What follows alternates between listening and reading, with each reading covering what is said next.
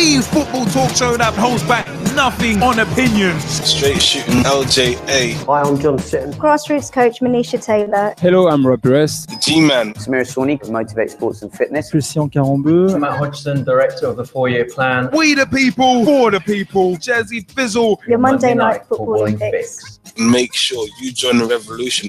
The pitch is where we eat. The pitch is where we sleep. And the pitch is where we talk. Each and every Monday night of your lives. At youtube.com/pitch talk. For podcast links and information, check out our official website, www.pitch-talk.com.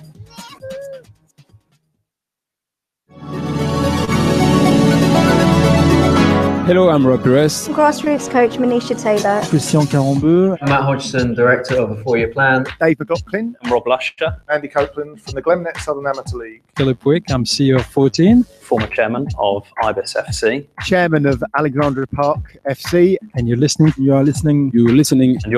Pitch Talk, the only place to get your Monday night footballing fix. Because the pitch is where we eat. The pitch is where we sleep. And the pitch is where we talk. Make sure you join the revolution, the football revolution.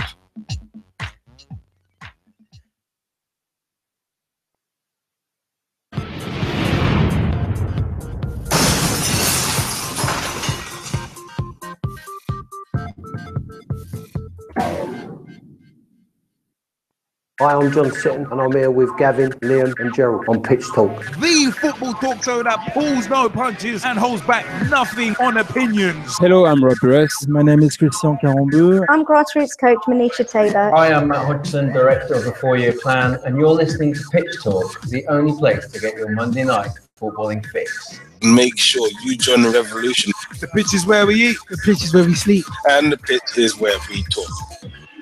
I'm Andy Copeland from the Glennet Southern Amateur League. Philip Wick, I'm CEO of 14. I'm Rob Lusher, former Chairman of Ibis FC. I'm Samir Swanee, co-founder and co-director of Motivate Sports and Fitness. And you're listening to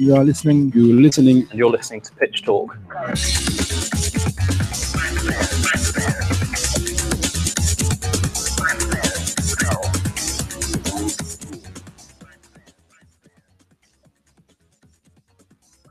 In a world where interesting things seem to happen on a daily, sometimes even hourly basis, where news comes thick and fast, where some people get left on their art. Well, I'm not going to finish that line. But, ladies and gentlemen, boys and girls, children of all ages, straight shooting LJA, the G-Man and Jazzy Fizzle, proudly bring to you the football talk show that pulls no punches and holds back nothing on opinions. Why?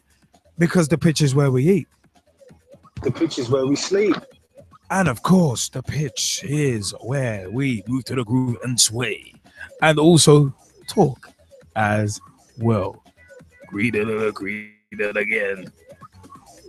I just couldn't help that reference for some odd reason. Anyway, www.pitch-talk.com is the official website. Find out about everything PT related right there. www.pitch-talk.com is our official website. Facebook.com/pitch-talk. Become a fan, become a friend, become a member of the group. Join the footballing revolution we are working so hard to create. pitchtalk.blogspot.com or .co.uk will get you to the blogs by yours truly, straight shooting LJA, the G-Man, Jazzy Fizzle, and many, many others, including Dave Meir, aka at Mearsey, in his Word of a Ref blogs. Very much worth the read. Here's one of them ones. Also, youtube.com/pitch talk is where you can find all of our videos, including the Pitch Talk Meet series and the Pitch Talk at the Cup Finals series. We will be, well, at least two of the PT co-hosts will be on Wembley Way, and one half of those two has his side in the FA Cup final this year. Yes, Man United will face Crystal Palace at Wembley. More on that later. But it is one of them ones. We'll be down on Wembley Way. Two of the trifecta will be on Wembley Way. Getting to know, getting to meet you, the fans. It's one of them ones. If you see us on Wembley Way, come and say hi. Also, It is one of them ones where we are on Twitter as well. Twitter.com/Pitch Talk or @Pitch Talk on Twitter. It is one of them ones. Tweet with us, follow us, see what we are up to. 07535804466 is the mobile number. Call us, text us, let us know your views. That's 07535804466. Also, we're on Google Plus, Pitch Talk Live on Google Plus, and we are Pitch Talk 1 on Skype as well. We're also on Instagram @Pitch Talk as well. So, this is one of them ones, right? We're ready to roll. Jezzy, how has your week and weekend been? No, weekend's good. Apart from a flop of the week performance from myself, where I'm now without a phone. Right. So if you wanted to call or text me, you can't. Is it one of them ones where a certain rating needs to be dropped? Yeah. No, it is a -5 stars thing. And I just said, -5 you don't even have to play this soundbite. Didn't have to, but felt like it. No, you didn't. So I say, if you wanted to call me, text me now. I'm not available. You cannot contact me. Yeah, you try and contact me, my line is dead. So, yeah, -5 stars to me for that. But shout out to everybody at Sony. Really, really helpful customer services. They're going to try and hook your boy up. And hopefully we'll be up and running by next week. But until then, nah. Unless you have the private channels where you know that you can contact me, you can't contact me. So, yeah. Unless you got the private. The private channels. The private. those channels that only get used very early in the morning or late at night. So, that's it. No. It's not no hotline bling thing. Although you can go do the dance anyway. But the point is, That's all I hear in that tune is just you. What did Bill Cosby sing on it? I was trying to find, I didn't know he dropped his own remix version. I know Erykah Badu did one. I thought Drake was Bill Cosby. I know even Justin Bieber did one, but I didn't know that Bill Cosby did one. Well, you see, the kids, they listen to the rap music, which gives them the brain damage. With the hipping and the hopping and the bipping and the... little obligatory Simpsons reference. I've been watching too much of season 10 this week. Probably my favorite Simpsons season. Oh, yeah, Curveball right on strike one. So weekend apart from that... -5 stars. -5 stars effort, yeah. Apart from that, no, I can't really complain. Do you know what I mean? Like, shout out to my family, man. Love my family. Shout out to my friends. Love you. Special shout out to Sinead. Happy birthday to her. Happy belated birthday to J-Man as well. Sorry I wasn't there for those, but duty calls. Shout out to the frenemies. Love you guys too, because without you, there's no extra motivation. Shout out to my ex-wife, love you, baby. Shout out to my next wife, love you, baby. Shout out to my future kids as well. Love you all. And of course, to everybody locked in, locked on, thank you so much for being a part of the footballing revolution we're working so hard to create. Without you, there is no us. It's we the people for the people. This is your Monday night footballing fix. Of course. It is your Monday night football and fix. And Jezzy, this is your situation. This girl sent me this picture of a little baby. And it was in a town that I'd never been in before. And she sent me this picture. She said, this is your baby. And the baby looked like a pigeon with a spiked hairdo. I swear to God, I told her that ain't my baby. How is that my situation? every time you say the future kids, I always think that. No, come on now. Here's the thing. The Sizzle Fizzle tour is on hold. Right? If you've already bought tickets, you can go get a refund. Holla at JE of JE Promotions and Entertainment. She'll sort you out with the refund. So the sizzle fizzle tour is on hold because you've got something. Anyway, are you holding something?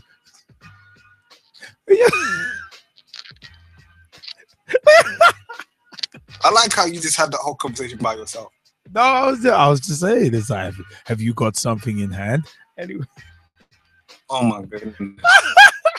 I was thinking maybe a pair of things. Anyway, leaving that aside. I'm not even going to talk to it. I'm not. I'm just going to leave it over there in the corner where it needs to be, and nobody else go over there. Just leave it alone.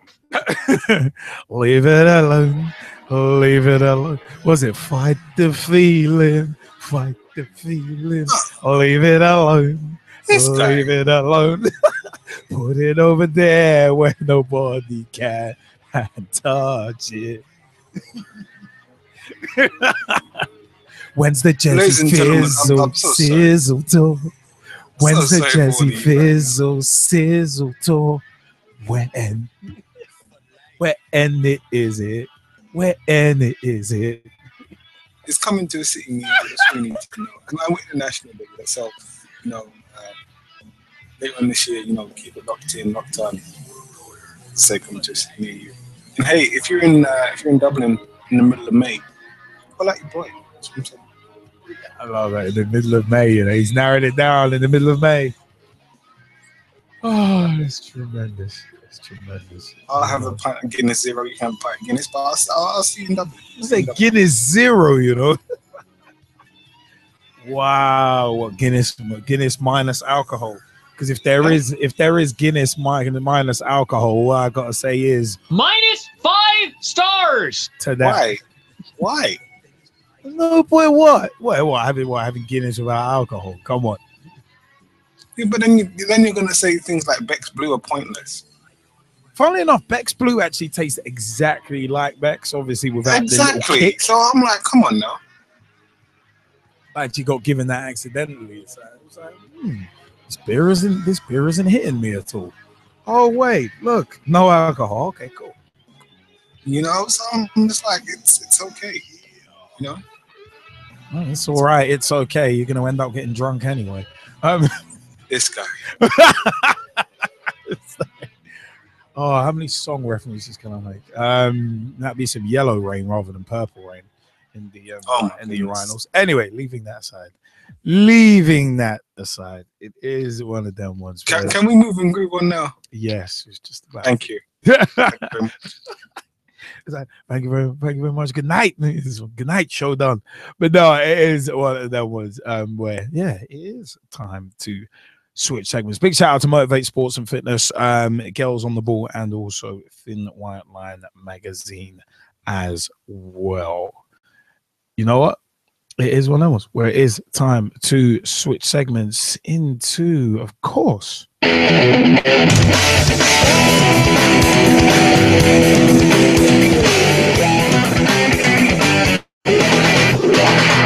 results and analysis.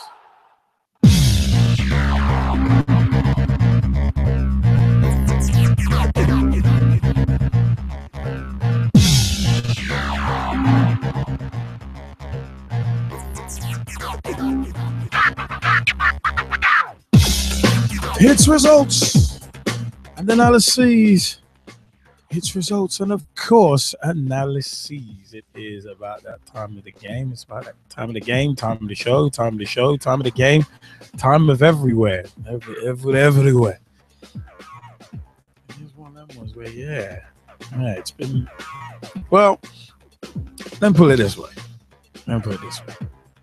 It's been an interesting week. It's been an interesting week. It really, really has.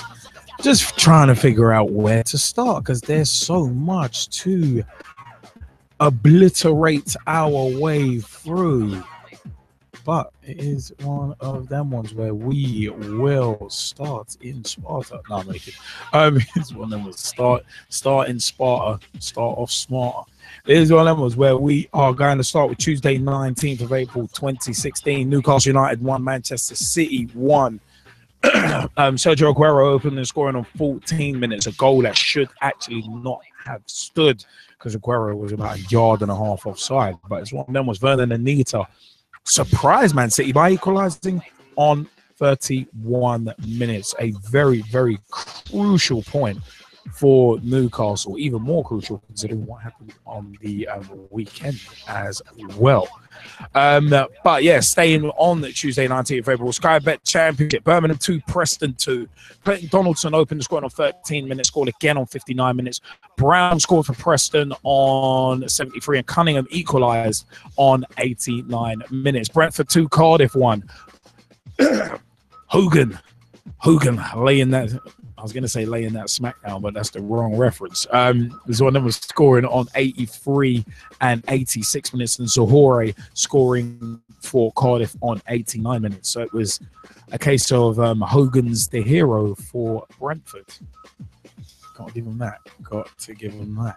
But Brighton 4, QPR 0. Knockart opening the scoring in first half stoppage time. Scalak scored on 51 minutes. Goldson on 73 and Knockart again on 84 minutes. Bristol City 2, Derby County 3. Russell on 37 opened the scoring. Khadija equalised for Bristol. Reed on 44 minutes gave Bristol the lead, but Bryson scored for Derby County to level it up at 2-2, and Tom Ince scored the winning goal. Burley 1 at Middlesbrough 1 in this shootout for automatic promotion into the Premier League. It's one of them was Jordan Rhodes opened the scoring on 70 minutes, but Keane equalised on 92 minutes.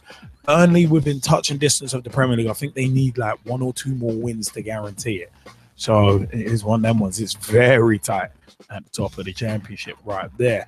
In terms of Middlesbrough, actually, yeah, there's a bit of a relation to the PFA awards. More on that later.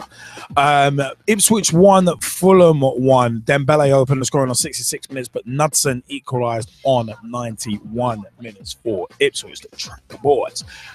Leeds 2, Wolves 1. Sol Bamba opening the scoring on 60 minutes, and Diagoraga scoring on 64 minutes, and Saville got one back on 77 minutes for Wolves, but it wasn't enough. And Russ Vernon just said in the Skype chat, Sol Bamba's was a goal of the week contender. Stuff a week is later.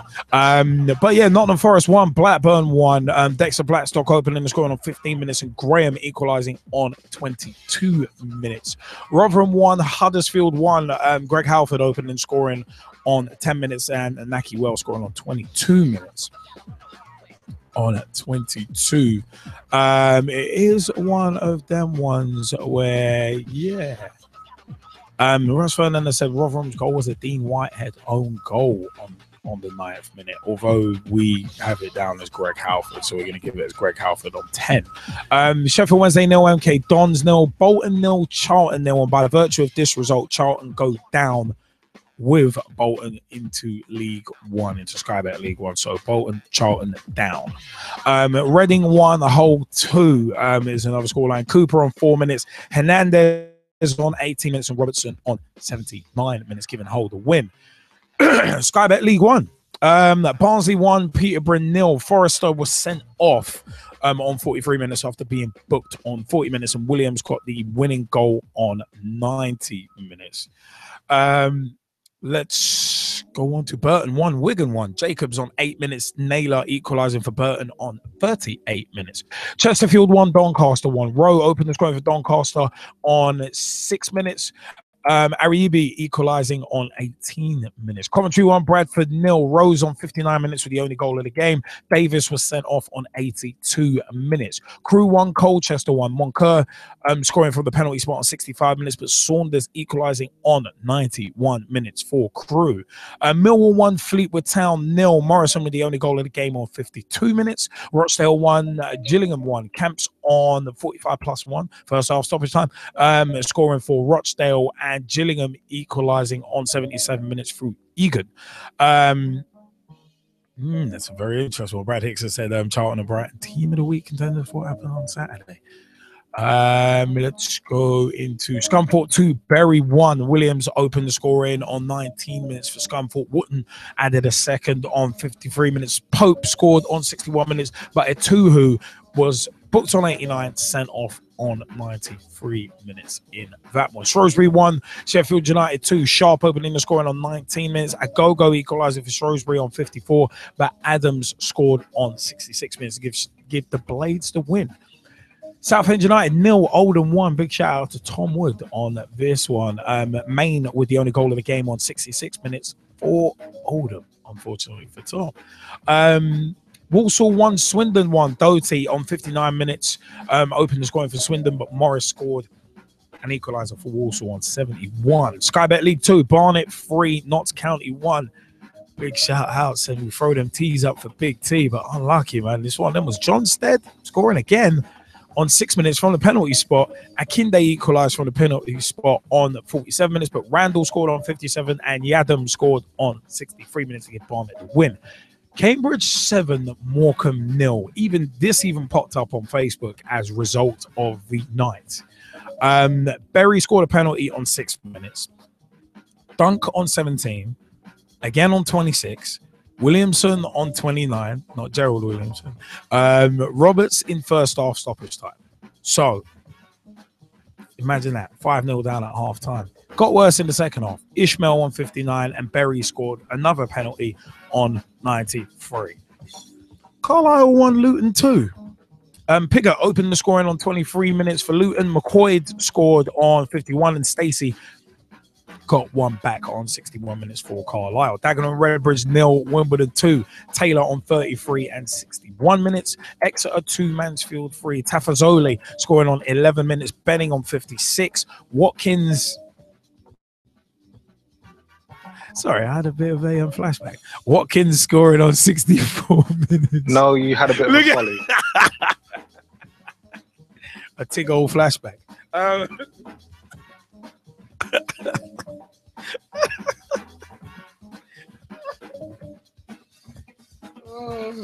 Anyway, leaving that aside, Watkins on 64 minutes, Ramiro on 79, and Tafazoli got the winning goal for Mansfield. It would have been brilliant. It would have been brilliant if it was Williamson with the winner after Watkins scoring. Anyway, leaving that aside. Just making this guy, you know. This guy's got it going on. I love it. But you know what? Hartlepool 1, Accrington 2. Keneally opening the scoring on 3 minutes. Bingham on 25 and Fosu Henry scoring on 45 plus 1. First half stoppage time to win that game. Leyton Orient 1, Plymouth Argyle 3. Another result that Ryan Sonley will be very happy about. Hartley opening the scoring in first half stoppage time. Jervis on 78 minutes. James got a penalty and converted a penalty on 82 minutes, but Jervis scored again on 92 minutes. Newport County 1, Oxford United 1. Bowery opened the scoring on 13 minutes for Oxford. Elito equalised on 14 minutes. Northampton Town 2, Crawley Town 1. Holmes opened the scoring on 48 minutes. O'Toole scored on 80 minutes. More on Holmes later on because there's something coming up relating to the PFA awards on him as well. But Edwards won it on 85. Oh, sorry. Holmes penalty on 48. O'Toole on 80. O'Toole ended up as the winning goal because Edwards got one back on 85, but it wasn't enough as Crawley went down 2-1. Bond was actually sent off on 86 minutes as well. Stevenage 0, Bristol Rovers 0, Wickham 0, Yeovil 0, York 3, Portsmouth 1. Buster on 30 minutes opening the scoring. Alessandro scoring on 34, Summerfield on 48, and Evans got one back for Pompey on 55 minutes. Shifting on to Wednesday, 20th of April, 2016. West Ham 3, Watford 1. Andy Carroll on 11 minutes. Mark Noble converting the first of 2 penalties on 45 minutes, the second on 53, and Prodal scoring on 64 minutes.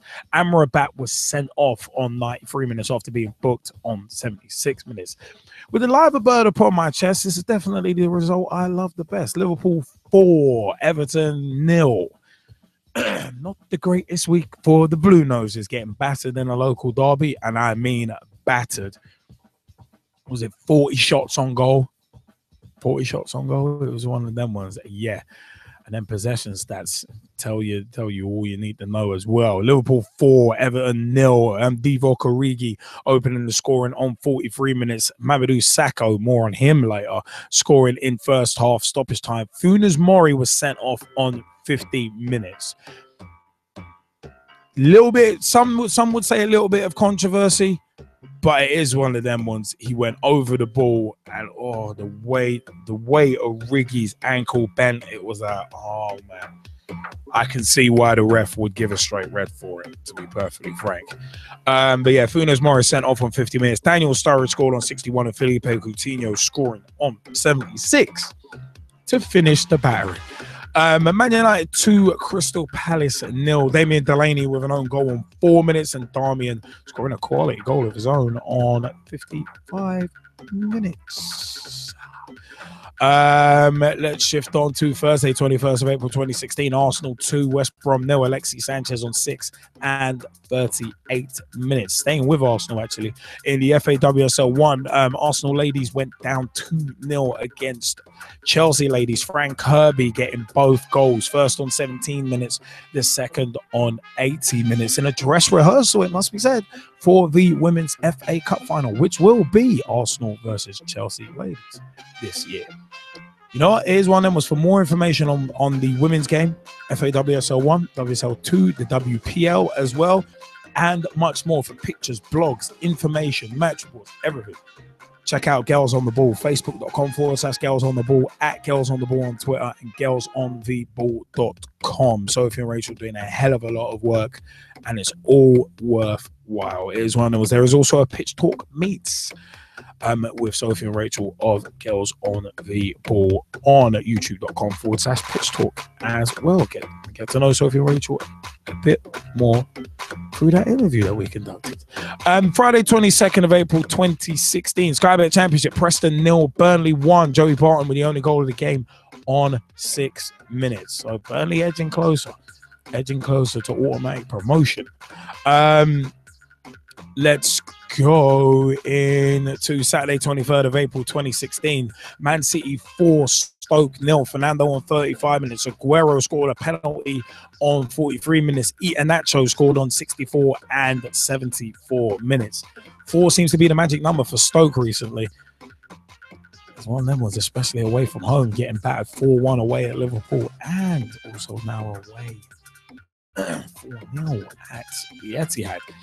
Speaking of batterings, Aston Villa 2, Southampton 4. If only Aston Villa had shown some of this kind of fight throughout the season. But here's one of them, was Shane Long on 15 minutes with utterly awful defending, underlining why Villa are relegated rock bottom. Here's one of them, was Shane Long on 15 minutes. Dusan Tadic on 39 minutes. Westwood got one back in first half stoppage time for Villa, but Dusan Tadic scored again on 71 minutes. Westwood scored again on 85, and Sadio Mane rounded it out on 94 minutes. Bournemouth 1, Chelsea 4. In an illustration of how defending champions, reigning champions should be playing, this one of them was too little too late for Chelsea. Pedro opened the scoring on 5 minutes with a very good finish, actually. Eden Hazard with his first goal of the season on 34 minutes. 23rd of April 2016, about 4 or 5 games left. First goal of the season. Just had to underline that. But here's one of them, was Elphick scored on 36 minutes. Willian scored on 71 minutes, and Eden Hazard scored again on 91 minutes. Sorry, Eden, too little, too late. Anyway, Liverpool 2, Newcastle 2. Liverpool once again surrendering a 2-0 lead with poor defending. Daniel Sturridge opened scoring on 2 minutes, and Adam Lallana scored a goal of the week contender on the half-hour mark. But Papi Cisse scored on 48 minutes, and Jack Colback scored on 66 minutes. I think it was the second goal where it was like, I don't know where Mignolet was going. I don't know why he did not need to come that far off his line, but he was in no man's land once he did come out. And once again, poor defending, that's actually cost us. But but it is one of them. Was Mamadou Sakho, for reasons we're going to go into in the next segment, was actually not playing in this game. So more on that later. The Emirates FA Cup semi-final, number 1, Everton 1, Manchester United 2. Jesse, you want to take the scores on this one? No, I'll let you run for it. Go ahead. Go ahead. Go ahead. No, I can't say the next line. That's actually a bit controversial from VX in New York. Anyway, leaving that aside, Everton 1, Manchester United 2. Marouane Fellaini scoring on 34 minutes. Chris Smalling scoring an own goal on 75 minutes. But Anthony Martial getting Louis van Gaal out of the fire on 93 minutes, scoring the winner. And I think straight after that, he had a random drug test, which is kind of funny. So is one of them. I was actually watching this with the Ibis Eagles 6s, which we'll be mentioning a lot more in detail on the grassroots segment later. But it's one of them ones where, yeah, it was one of them ones where not the greatest game in all honesty, but it was one of those that I was legitimately neutral. Everton v Man United, bugger it, neutral. Didn't get it. I was just hoping both of them could lose it. Anyway, Sky Bet Championship. Derby County 1, Sheffield Wednesday 1. Barry Bannon opening and scoring for Sheffield Wednesday on 69 minutes. And Darren Bent equalising on 82 minutes. Every time I see Darren Bent score, I'm waiting for him to do the Gash by the Hour dance. Really am. It's one of them was just always waiting for him to do that. Blackburn 2, Bristol City 2. Graham opened the scoring on 17 minutes, scored again on 80 minutes. But in between his two goals, Khadija on 70 and Wilbraham on 74 minutes. Smith was sent off for Bristol City on 86 minutes. Cardiff 2, Bolton 1. Zach Clough on 7 minutes opening the scoring. Maher sent off on 31. Zahore scored on 55 minutes and Whittingham scored a penalty to win it on 94 minutes. Charlton 1, Brighton 3. Baldock opened the scoring for Brighton on 8 minutes. Berg Goodmanson on 51 minutes equalised. Skalak on 55 minutes and Hemed scored on 95 minutes. Fulham 1, Nottingham Forest 3. Tesh scoring on 23 minutes. Henry Lansbury scoring on 43 minutes from the penalty spot. Also scored again on 70 minutes, and Matt Smith scored on 62 minutes for Fulham. Huddersfield 1, Birmingham 1. Cottrell on 73 minutes. Lynch on 82 minutes. Hull City 2, Leeds United 2. Wood opened the scoring for Leeds on 15 minutes. Hernandez equalised in first half stoppage time. 45 plus 1, 45 plus 3. Tom Huddleston scored, and Dallas equalised on 88 minutes for Leeds. This is one of them was Middlesbrough 0, Ipswich 0. MK Dons 1, Brentford 4. Maynard scoring on 6 minutes. Canos equalising for Brentford on 9 minutes. But Vibe, Woods and Bidwell scoring on 49, 78 and 89 respectively gave Brentford good little cushion in the end. QPR 1, Reading 1. Hall opening and scoring on 35 minutes. And Rackles, equalising for Reading on 41. Wolves 0, Rotherham 0. Sky Bet League 1, Sheffield United 0, Barnsley 0.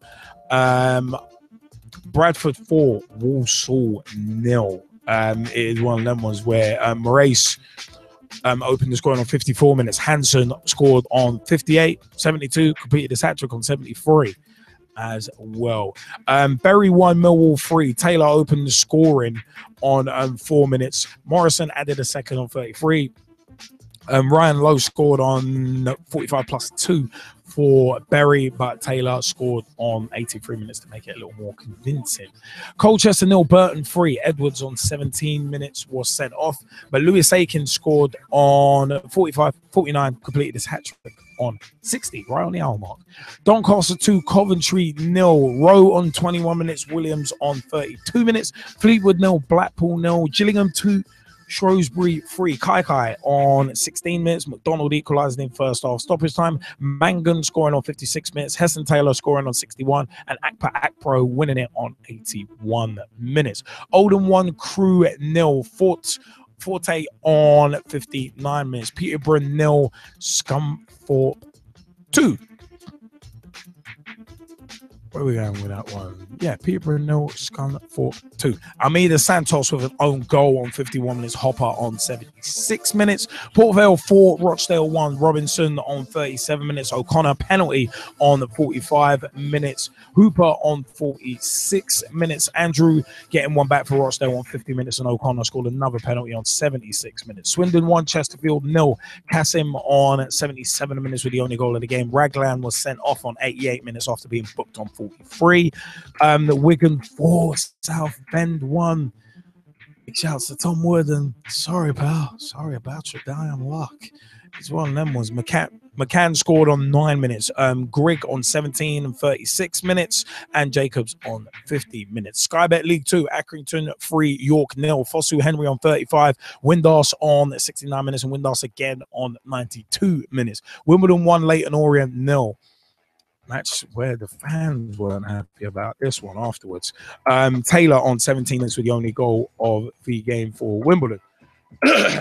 Bristol Rovers 3, Exeter 1. Bowden on 13 minutes. Brown on 45 plus 4. Taylor on Exeter got on 48, got one back for Exeter, but that's J Taylor. And then M Taylor got one on 69 minutes to make it more comfortable for Bristol Rovers. Crawley 0, Carlisle 1. Wyke with the only goal of the game on 78 minutes. Luton 1, Newport 1. Marriott on 81 minutes. Kula Barley on 88 minutes.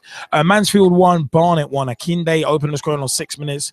Desaworthy scoring on 30 minutes.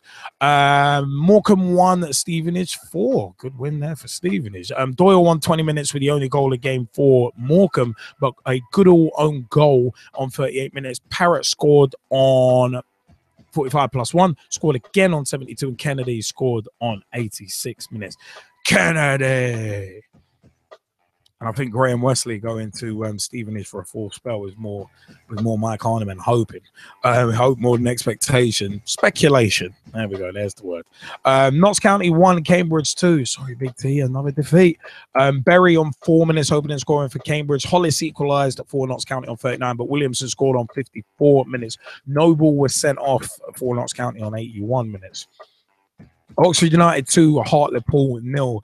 Kemar Roof on 7 minutes. Circum on 93 minutes. Plymouth 2, Dagenham Redbridge 3. D. Kimona opening the scoring on 13 minutes. Cash on 24. Deutsch scoring on 41. Hartley got one back for Plymouth on 65, but Carey got only Plymouth's second on 85 minutes. Portsmouth 2, Wickham 1. Roberts opening and scoring for Pompey on 37 minutes. Chaplin scoring on 67, and John Batty scoring on 73 minutes for Wickham. Yeovil 1, Northampton 1. Cornick on 6 minutes. Adams equalising on 35 minutes. Sunday, 24th April 2016 in the Barclays Premier League. Sunderland 0, Arsenal 0. It's not as if Arsenal didn't have chances, but it is. One of them was Manone. Was up to the task. Leicester 4, Swansea 0. The march to the title continues. They have 3 more games left. They have a nice, comfortable little lead of 8 points that may be getting cut down right about now, to be honest, because Spurs are actually 1-0 up. But Leicester 4, Swansea 0. Mahrez on 10 minutes. Ulloa on 30 minutes. Ulloa again on 60 minutes. And vindicating his decision to leave Villa last season, Mark Albrighton getting in on the act on 85 minutes. Crystal Palace 2, Watford 1 in the Emirates FA Cup semi-final. The other one, Yannick Bolasie on 6 minutes. Troy Deeney on 55. Connor Wickham on 61. Similarities with these goals, set pieces. Set pieces is one of them ones. So setting up the FA Cup final, Crystal Palace versus Manchester United on April 21st. So it's going to be very, very interesting. By the way, big ups to Juventus, who have won their 5th consecutive Serie A title as well. Barcelona took a step closer. with an emphatic win as well. So it's one of them was FAWSL 1, by the way. Birmingham City ladies 0, Manchester City women 2. Corbals opened the scoring on 36 minutes. Ross on 95 minutes. Notts County ladies 2, Reading women 2. Ward opened the scoring for Reading women on 7 minutes. Clark equalised. Jess Clark equalised with a penalty on 33 minutes. Scored again on 64 minutes. But McGee scored on 38 minutes for Reading women. And that's how it ended. As said earlier, for more information on FAWSL 1, WSL 2, and the Women's Premier League, WPL, and much more in regards to the women's game, get in touch with Girls on the Ball. That's at Girls on the Ball on Twitter, girlsontheball.com, and facebook.com/Girls on the Ball. It is one of them ones. Jazzy Fizzle and the Skypers. Your views on the week's results we've just gone through. Jazzy, how about it first one? Well, I have to say, starting from beginning of the week, right, and I suppose I want to go backwards a little bit to Tottenham versus Stoke. Very important one for Tottenham to keep up the pressure on Leicester. Really impressive performance as well.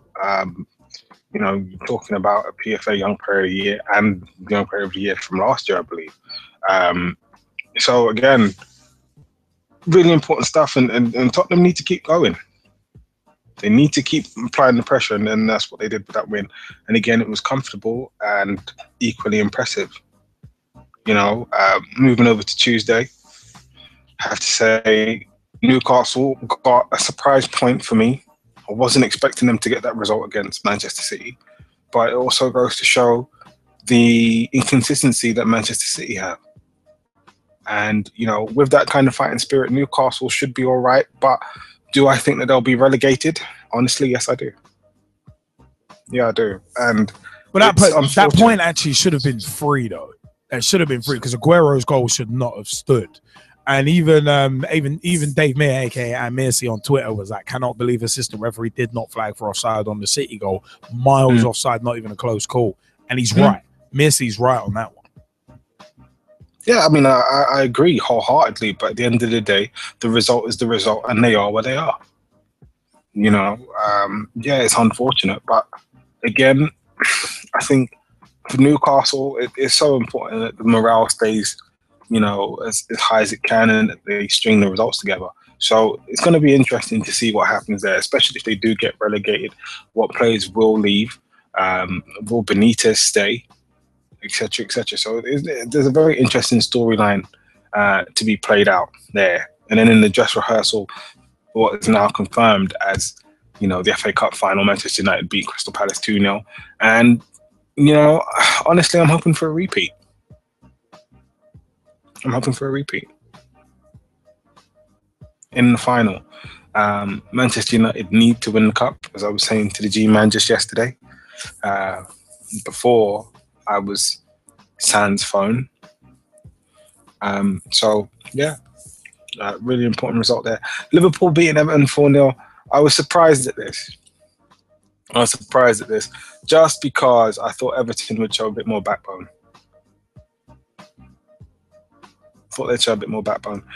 West Ham beating Watford.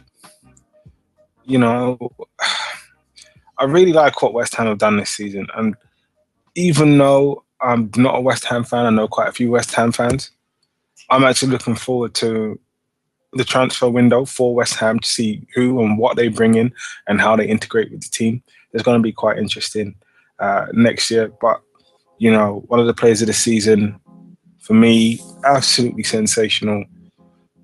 Dimitri Payet, I just think he has such an influence in this team. It's absolutely huge. Absolutely huge. Going on to Arsenal West Brom, there were a lot of fans supposedly boycotting this game. But, you know, I think the biggest thing for a lot of Arsenal fans now is the season is over. You know, there is really nothing to play for. And that's the most upsetting thing. So what I will say to Arsenal fans, support the ladies. Support the ladies as well. Because in the dress rehearsal of the FA Cup final, again, Chelsea ladies won that one. But it's going to be interesting to see how the FA Cup final plays out as well, given this result. But skipping on, briefly touch on the weekend. Yeah, really, really happy that Manchester United have got through to the final. Goes without saying. I personally felt that Everton shouldn't have had a penalty. In my opinion, it wasn't a penalty. I thought Manchester United should have had a penalty. But at the end of the day, the result is the result.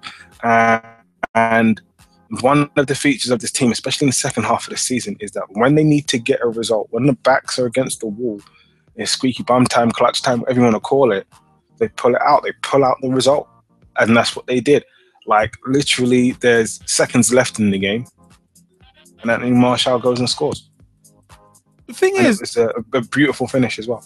The thing I want to ask, though, is that obviously, I mean, we posted something on the socials earlier about about United being on course to have their lowest goal scoring season in the Premier League. Yeah, lowest goal scoring season ever.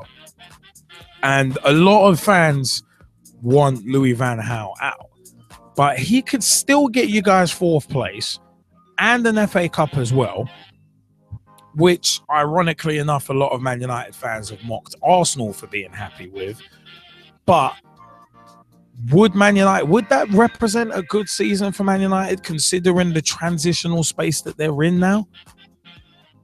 Or would it be a case of Van Gaal still needs to go, even if he was to get you 4th place, a Champions League qualifying spot, and the FA Cup? Would he still need to go? And do you agree with the Van Gaal out brigade? No, I don't agree with the Van Gaal out brigade. I think there are a lot of different motivating factors in this, and I will cover those briefly. But I will say, if he does go and pull it off and get 4th place and win the FA Cup, look, there's nothing wrong with winning the FA Cup. Right? So for all those Arsenal fans that say, no, Arsenal shouldn't win, all the fans that are mocking teams like Arsenal, and I'm talking about Manchester United fans as well, for winning the FA Cup. So look, let's not be ridiculous here, okay? If you're winning the trophy, you're winning the trophy. And winning the trophy is important, irrespective of what it is, right? Because winning that trophy could be a springboard to winning further trophies. So what happened to Arsenal after their, 9-year drought, almost 10-year drought? They win 2 back-to-back trophies and fans are complaining. Do they want to go back to 9 years of where they win absolutely nothing? I mean, if they want to go back to that, best believe they're welcome to it, right? Because I'll just say, yeah, going for another 9-year stretch, you can put the trophy lady on gardening leave. She doesn't have to come back for another 9 years. So I think a lot of football fans, especially the ones that, are a little bit disheartened or disillusioned with winning a cup like that, they really need to look at themselves. Right, and in the sense of Manchester United, and specifically Louis van Gaal, I think there are a lot of factors that go against him. Okay, one of them being the club's financial position on the stock market, the current investors in the club, that and any sponsorship partners. So all of those factors together. There is, of course, a small matter of Pep Guardiola taking over at Manchester City. Right, and the fact that Manchester United, in order for them to maintain a healthy financial status, need to continue to win trophies. All right, now, can you guarantee that from Louis van Gaal in what would be a final season for him? Honestly, no, you can't. So you have to look at alternative options, and I think that's what's happening with Manchester United at the moment. So do I agree with the Van Gaal out brigade? No, I don't. Because I says to you, let's look at some of the players that have actually shined at different points in this season, in the sense of Timothy Fosu-Mensah, Anthony Martial, Jesse Lingard, and Marcus Rashford. Those players would not be featuring if it wasn't under the tutelage of Louis van Gaal. I want to ask you a question. I want to ask you a question on that. And sticking on that, players like Fosu-Mensah, Rashford, among other young players that have featured this season for Man United. Yeah. Do you think do you think and do you believe that was Van Gaal picking them out of choice or out of necessity because he didn't really have anything else to go to? I think it was a mixture, to be honest. I think initially it was necessity because the squad was down to bare bones, and then after that it was about who was performing. Right, and the other thing is that those younger players have come in and they've injected a different type of attitude to the team, and that's what's shining through at the moment, and that's why they continue to hold down places, not just in the starting 11 but in the squad, because the team need that at the moment, without a shadow of a doubt. And I said to you, if you were to take all of those young players out that have performed so well, and you were to replace them with their more established counterparts, would the team have performed so well? I would say no. The season would arguably have been far worse. Far, far worse. Now, one of the things that I hope for personally is that they continue to get a run, irrespective of what happens in terms of management next season and going forward, because their development is key. One of the reasons why Manchester United were able to spend so much money over the Premier League era is because they had developed a core group of young players, which meant at different points they could sell them for varying amounts of money, but also keep down the costs in terms of the incoming transfers, because they had key players that had come through from the youth academy on manageable contracts. So if you don't go and repeat that process, all you're going to do is continue to have a heavy outlay and a minimal inlay, which really doesn't work, just in terms of balancing the books and basic accounting. But then the thing with United, though, I mean, yeah, there's been that £400 million chalked off their New York Stock Exchange value whilst Van Gaal has been in charge. But at the same, and that's not a small amount of money. No, I'm not saying. Please believe that. No, I'm not saying it is. But the fact of the matter is that is legitimately being balanced in terms of your commercial revenues.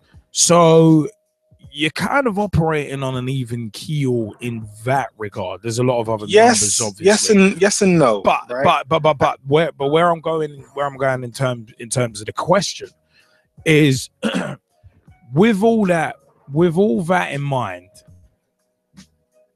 if you were to get Jose Mourinho in next, for instance, would that be the answer, or would that not just be a short-term fix to what potentially is a long-term problem at Manchester United in terms of getting back to where you were? I think it's a matter of perception. I think the perception generally is, yes, it's a short-term solution, generally speaking, right? So let's look at it from the perspective of Jose Mourinho. This is effectively his last chance at a very big club to establish himself as a manager who stays for an extended period of time at a bigger club, if he's to be appointed, right? So in many ways, it's his golden opportunity to say, look, I can build a team, I can rebuild it, and I can build it again. That's really what we're talking about with Jose Mourinho being in line for this job. Now, one of the reasons why I think he shouldn't is based on his track record. It's not particularly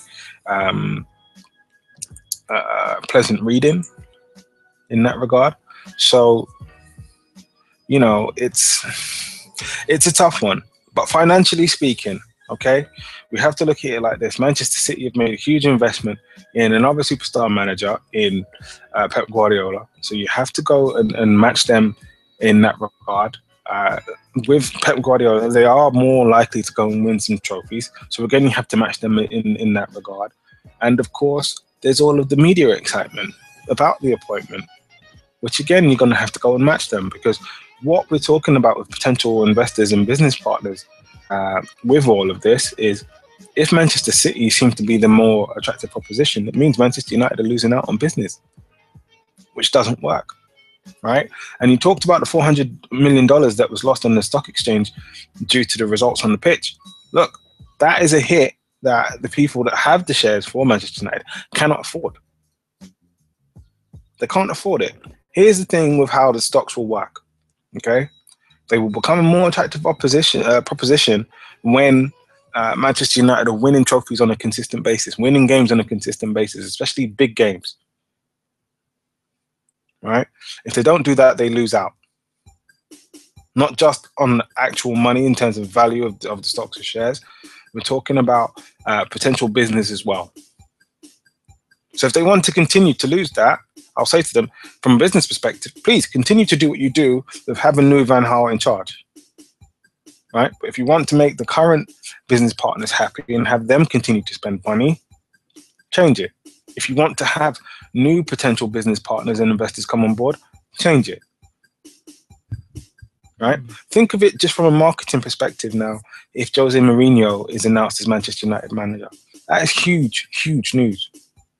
Huge news. That's not even sports news by itself. That's financial news as well. It's business news as well, right? And in terms of marketing, it's an absolute dream, right? So one of Manchester United's business partners, who make watches predominantly, right? They now have one of the most marketable managers in the world modeling their products.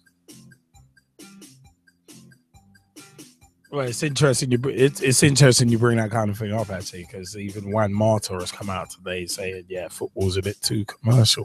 But we're gonna, that's in one the of them case of ones, a club like Manchester United and of a club of that size. I mean, I want to lump in Barcelona and Real Madrid in that conversation as well. Yeah, of course, right?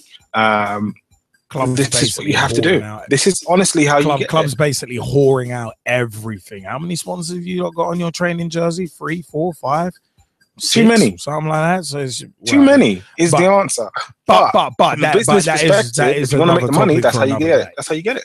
Yeah, but I mean that is another topic for another day. We could have a PT special feature on that one. But we do let's get it done. But the thing is, we do have the Skype as waiting to jump in as well. Brad was talking about whipping. Anyway, I'm leaving that one. But yeah, Russ Vernon, you wanted to jump in on the week's results, and then we'll have JBK as well. Yes, first and foremost, I'll jump in on Leeds against Wolves. I saw this game back in full on Friday due to being out somewhere different on Tuesday evening, which I'll go into in a moment. I thought Leeds in the first half should have been about 4 or 5 in the lob with the chances. We are just going to put them away. Chris Wood in the post, and then another couple of shots saved by the Wolves keeper, Carl Kime.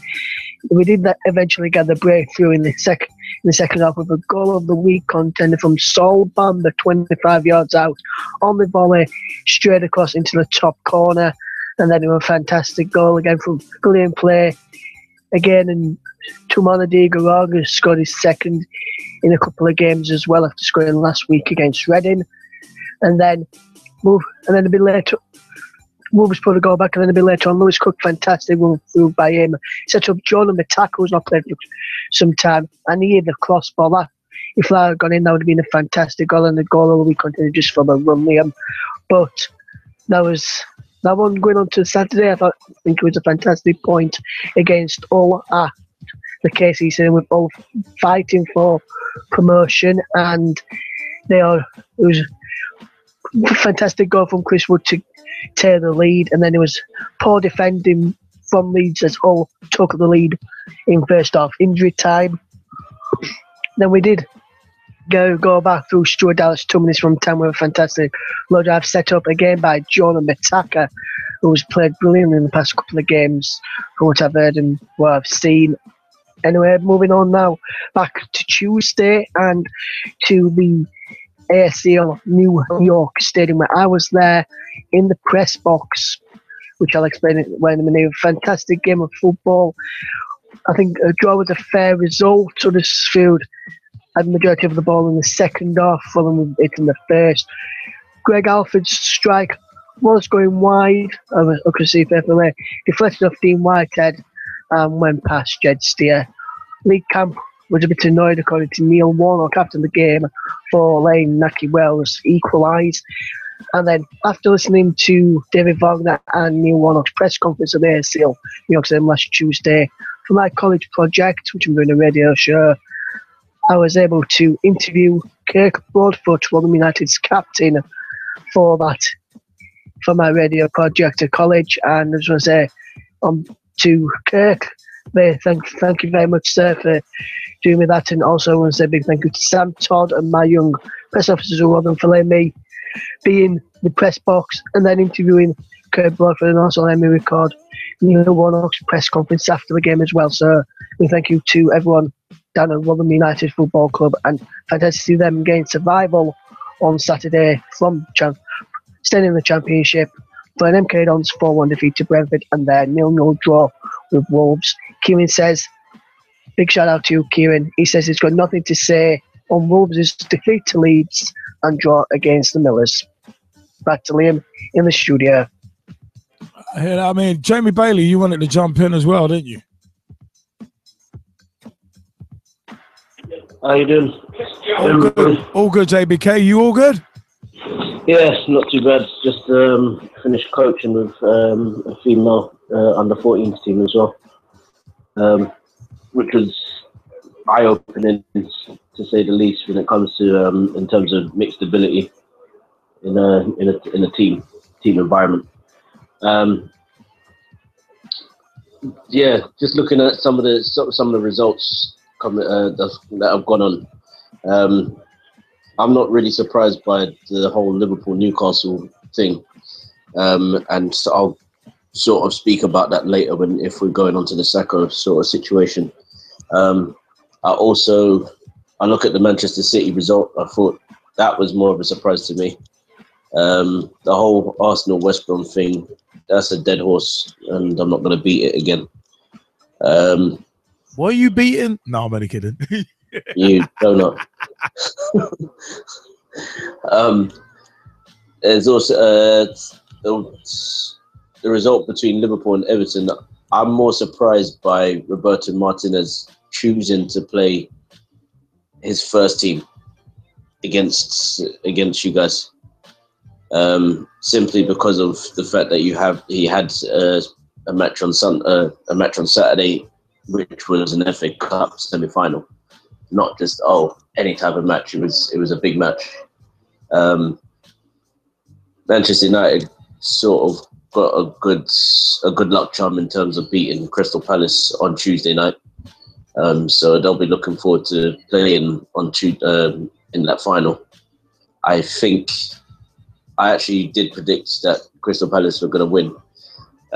Ironically, because of the fact that they have their play is based on their two wingers, whereas Watford's game is based on a long punt up the field and hope that Igalo actually scores, and he hasn't as much as he has in the first half of the season. Also, I think the biggest I'm not too sure if I can agree with. I know it's his opinion. I'm not too sure if I can agree with Jesse Fizzle's analysis of West Ham's team this season. I think if Payet has been that instrumental, that's fine. My thing is that Mark Noble has been very. Did he just say Jamie Noble? Did he? Yeah, I did. Well, we're gonna see Nidia in the stands or in the dugout next to Slaven Village. Oh Lord. Yeah, like I said, it was. I think Mark Noble has been the biggest part of this team. It's. You look at him; he's come from the West Ham academy, still the West Ham captain. Had his testimonial already, and if he wasn't really doing his bit in the midfield, who would Payet be? That's how I look at it. As Payet's been given the license to go forward, simply because the three behind him in midfield have decided, you know what, we need to give him the ball at some point, and we can't do that if we don't have the ball.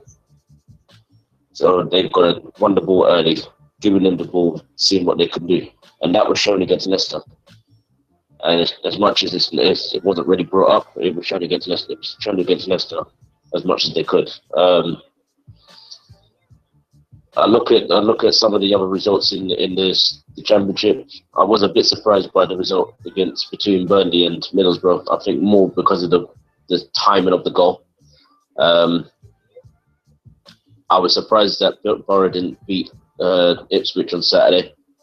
I thought they would probably just grind out a 1-0 result, and they didn't. But it's still going down to the last 2 games of the season, which should be fun. And overall, I think this season has been pretty much going back to football, rather than what's the team with the most money going to do this season. It's gone back to who can play the best football on the pitch. And as much as you can say that Leicester haven't, they have. Same thing with Spurs. I think you can see the comparisons in Spurs to Leicester. Leicester don't really like to keep the ball. Spurs do. And they've been the top 2 since the time that they faced each other in September. And that was a 1-1 draw. You go down the leagues, you look at Borough, Burnley.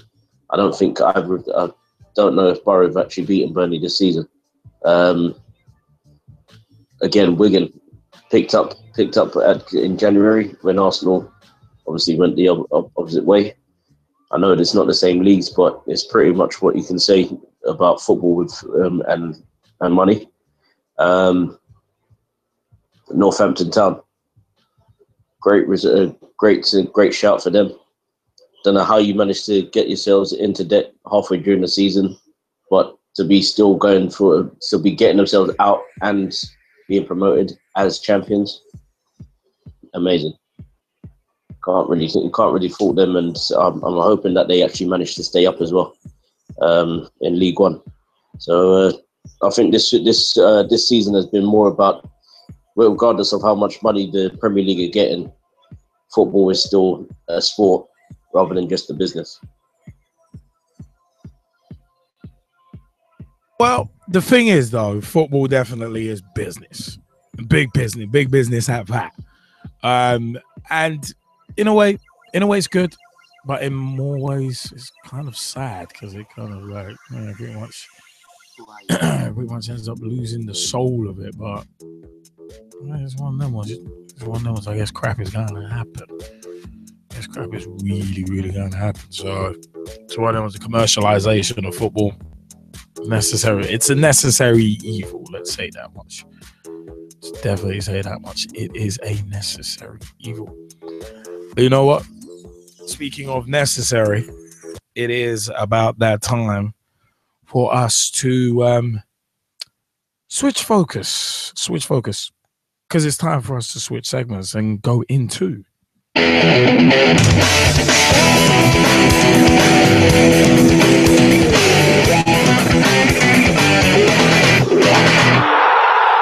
General talking points.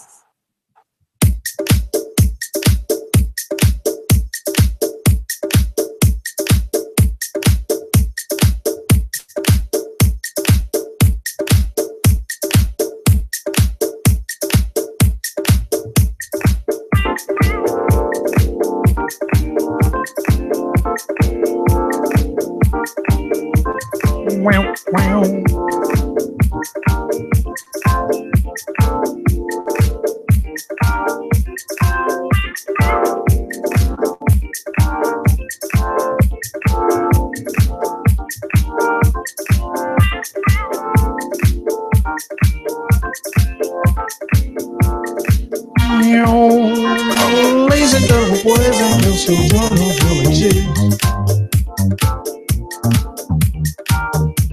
It's Monday night and we are feeling so right.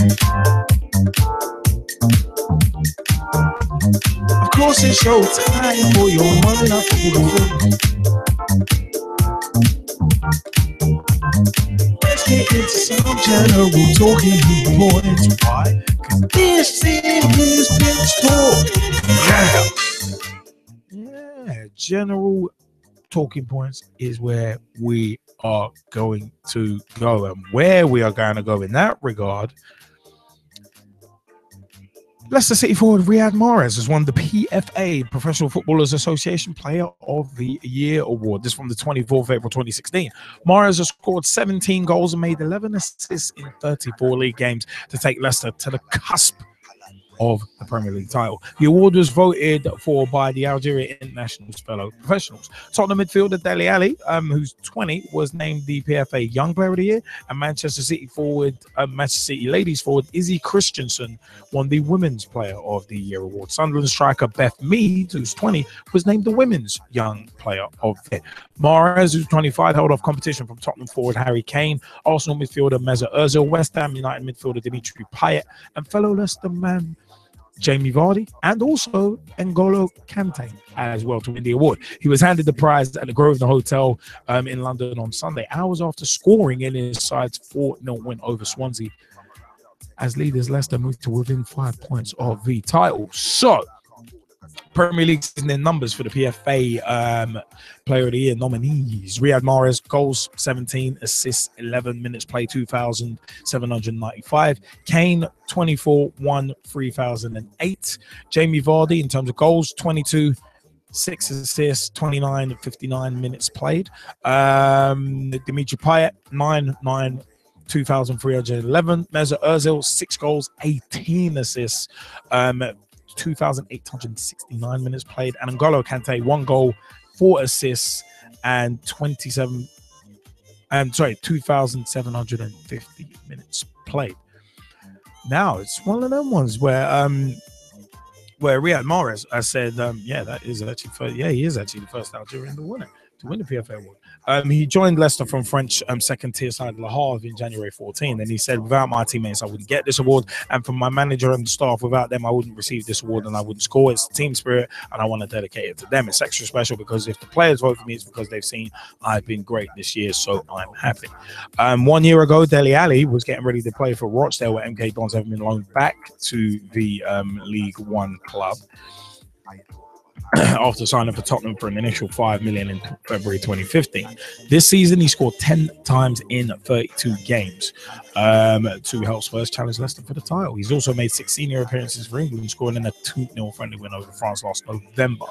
So it is one of them ones. He did actually thank former Spurs player and manager Ozzy Ardiles, who collected the prize on his behalf. So it is one of them ones. But and he couldn't be there in person, obviously. But the team of the year is made up of 4 Leicester players, 4 Tottenham players, 1 each from Man United, Arsenal, and West Ham. So you've got Kane, Vardy, Mahrez, Payet, Kante, Ali, Rose, Alderweireld, Morgan, Bellerin, De Gea in that team. You know, it's kind of tough to argue most of those.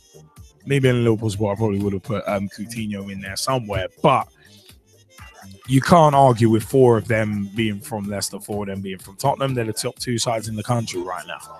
And De Gea for Man United, well, Man United, where they would be without De Gea, well, it would have been one of them ones. But yeah, it is one of them ones where Ozil actually missed out on that as well. So it's quite an interesting one.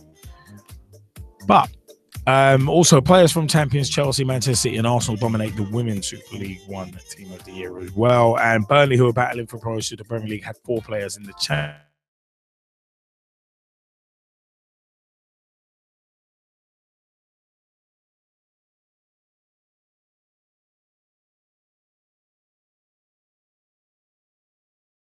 With Reece Warborough, Craig Morgan, Yannick Wildschut, and Will Grigg included. League 2 champions Northampton have 3 inclusions in the League 2 Team of the Year as well. So it is one of them ones. It is quite an interesting one in that regard. But Ryan Giggs, actually the most decorated player in the English game, actually won the PFA Merit Award. So it's one of them as he follows in the footsteps of former United great Sir Alex Ferguson and Sir Matt Busby and Sir Bobby Charlton in picking up the prize. So it is one of them ones. But there was a bit of fun to be poked at at the PFA Awards, because players poked fun at program errors on awards night. The PFA's biggest night of the year offered glamour and mirth in almost equal measure on Sunday, as printing errors in the event's official program were shared on social media. Middlesbrough's Adam Clayton and Northampton's Ricky Holmes were the victims of blunders, which came just days after the PFA said its Team of the Year selections had been deliberately leaked. All right, what's this pro wrestling? It's a work. But more, a little more on that actually. Middlesbrough midfielder Clayton was among those chosen by his fellow players for the Championship Team of the Year, but below his name in the official brochure was a biography of Arsenal ladies in England forward Danielle Carter. I'm coming back to that in a minute. Clayton saw the funny side and tweeted to thank his supporters among fans of Arsenal ladies. Adam Clayton said, "Just want to thank the Arsenal ladies fans for their support over the last few years." And great write-up in the PFA program, top scorer and Saidi striker. Is one of them ones, the speedy strikers. It's one of them ones. But yeah, another printing error saw Northampton midfielder Holmes, who played for the England C semi-professional team, confused with Walsall's Romain Sawyers, who represents St Kitts and Nevis. Holmes was named in the League 2 Team of the Year, while Sawyers was in the League 1 lineup. Holmes' teammate Adam Smith was quickly onto Twitter to highlight the error. It is one of them ones. It's just funny. Prior to the night's big winners being named, former England striker Stan Collymore posted a tweet that read, "Mahrez and Ali, no complaints here."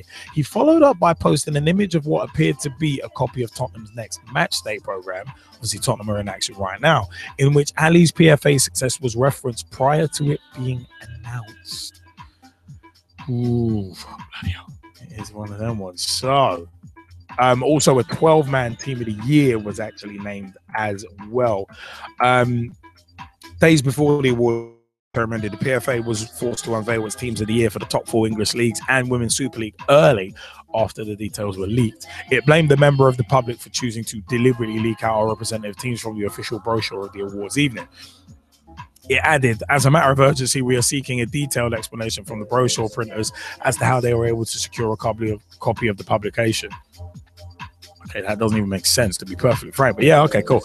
And there seems to have been another error in the process after 12 players were named in the Championship Team of the season. A report claims a breakdown in communication at the organisation led to both Hull's Michael Dawson and Middlesbrough's Daniel Ayala being told they had made the team after receiving an equal number of votes. All I can say is, yeah, got no problem with the PFA Team of the Year.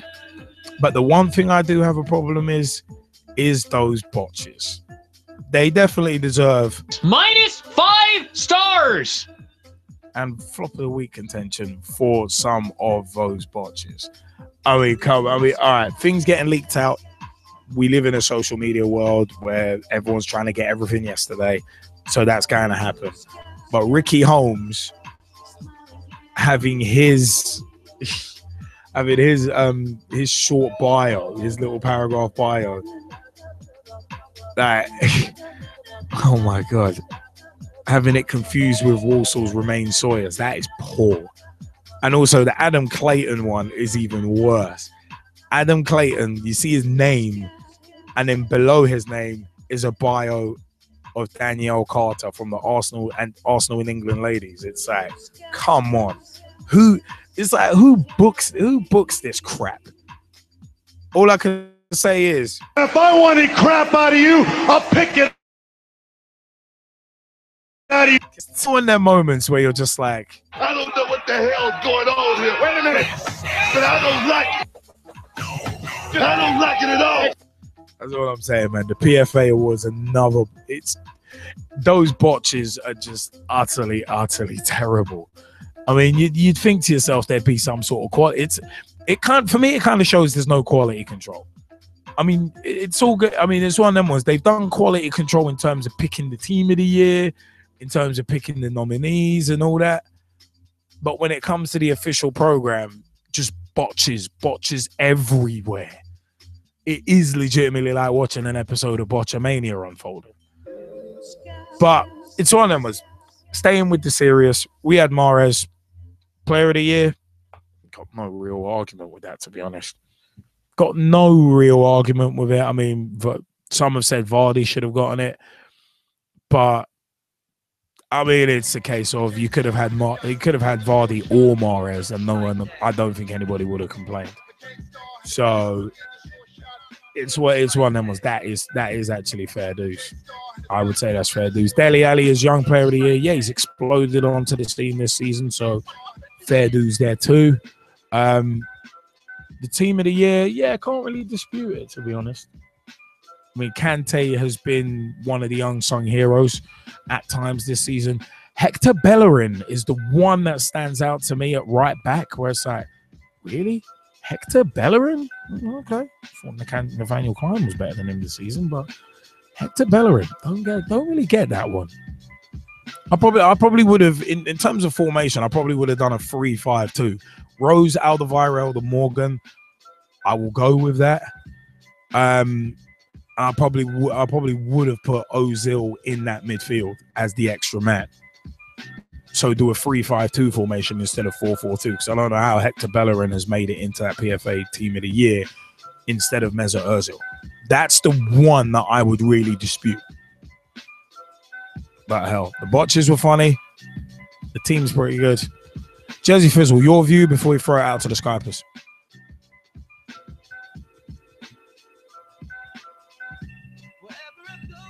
Jesse, your view on the PFA Team of the Year?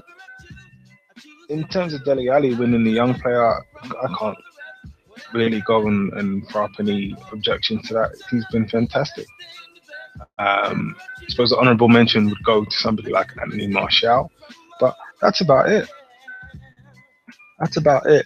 And let's be honest, you know, in terms of the considerable impact that he's had on the team, I think Dele Alli, his impact has been bigger on his team. He's now an integral part of that starting 11 for Tottenham, whereas, you know, Anthony Martial, like, yes, he should play, but it's also about finding him in a position as well, because he's not necessarily always playing out and out through the middle. Sometimes he's on the left, sometimes he's on the right, and then of course other times he may actually be rested. So it's I think those two would be the top two candidates for me, and Dele Alli winning, I've got no qualms with. I agree with you as to what you said about Riyad Mahrez winning Player of the Year.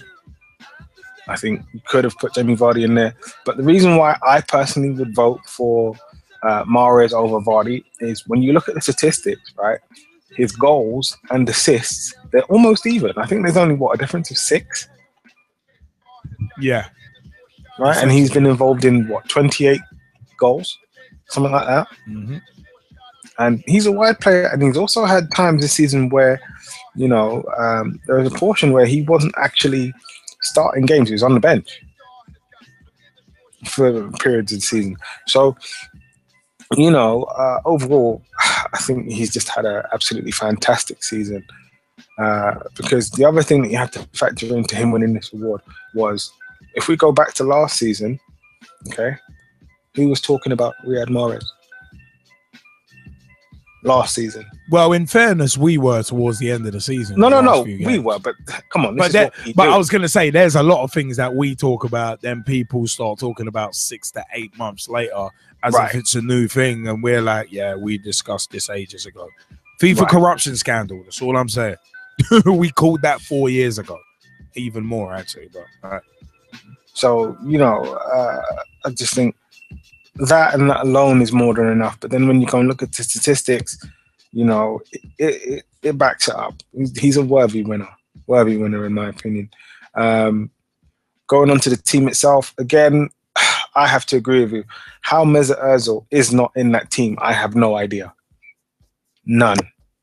I mean, hasn't he set a record for assists in the Premier League? Yes, he has. Yeah. So how is it that he's had a record-setting season and he's not in the Team of the Year? Like, how does any of that make any sense? I said, though, that's the only one that I would really dispute. It's like Hector Bellerin's been good, but not Team of the Year good, especially when you compare him to Ozil. I said I would change that formation to a 3-5-2 and have the extra midfielder and drop Ozil in there. Again, I totally agree with you on those grounds. On those grounds, totally agree with you. And that's not me saying, Hector Bellerin has stunk up the place. No, I think Hector Bellerin has been quite solid. Yeah. But if you want to talk about, absolutely sensational players this season, right, you have to include Mesut Ozil in the midfield. You just have to. So how he didn't get in, I don't know. And we're talking about the botches as well. They're just terrible. That's the only way to describe it. And I'll even go Charles Barkley on it, but it's terrible. It really is that bad, because at the end of the day, right, as far as I'm aware, this is all supposed to be sealed. Mm-hmm. Yeah. Right. So this is getting as bad as Ballon d'Or, to be honest, if not worse. Right. And then, of course, to break down the botches even further, how will you put in the wrong person? Like, put it this way. You know how we say sometimes some people need to fire their writers, myself included? Yeah. They need to fire their printers. Yeah, definitely. Right? I love the fact they're like, yeah, we need an explanation. We need an explanation. We're seeking an explanation from the printers. Just like, what is there to explain? Here's the thing that went wrong. Your graphic designer who put it together got it wrong. That's it. That's your explanation. You can pay me for the investigation that I've just conducted. I'll await my check in the mail. Seriously, because that's where it's wrong. That's where it's wrong. And the other thing that was wrong was when your graphic designer put it together and then passed on to who I would presume would be some sort of editor, they did not proofread or check anything. So you can fire them too. I mean, it's sad to see that something that important still gets botched. This is but the thing is, and then you go to the Spurs program, right? Go to the Spurs program, and they're talking about Dele Alli winning. How are they printing that? Yeah, how do they know the information first? They shouldn't be printing that. So here's my summary of my investigation. Everybody involved in that information, get rid of them. Get rid of every single one. Because it's the only way you're going to learn. Get rid of all of them. Because if this is supposed to be closed, sealed ballot that people aren't supposed to know until the actual award ceremony itself, and you have one team printing out information ahead of time, how does that work? How do you even have the wrong players' information underneath another player's name? How does that happen? Right? I'm like, you guys are the FA. Right? Like, how? Because to me, it shows a lack of respect for the players themselves. It shows a lack of respect. At the end of the day, you get those small details right, everything else follows. That's it. Small disciplines follow the big ones. Get that right, everything else is sorted out. It's that simple. No, exactly. I mean, it's just funny. It's just funny that something that is so big. Obviously, there's money put into it and all that, and still botching the simple things. That's the scary thing, just botching the simple things, and it's like, come on, really? You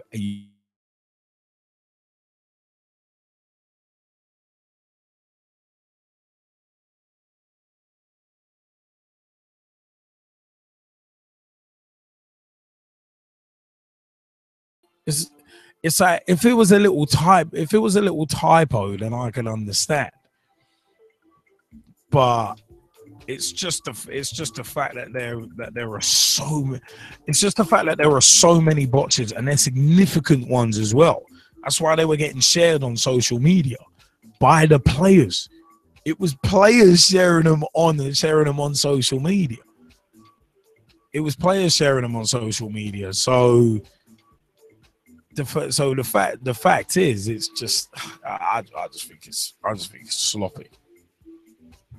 It's very, very, very, very sloppy stuff to be perfectly honest.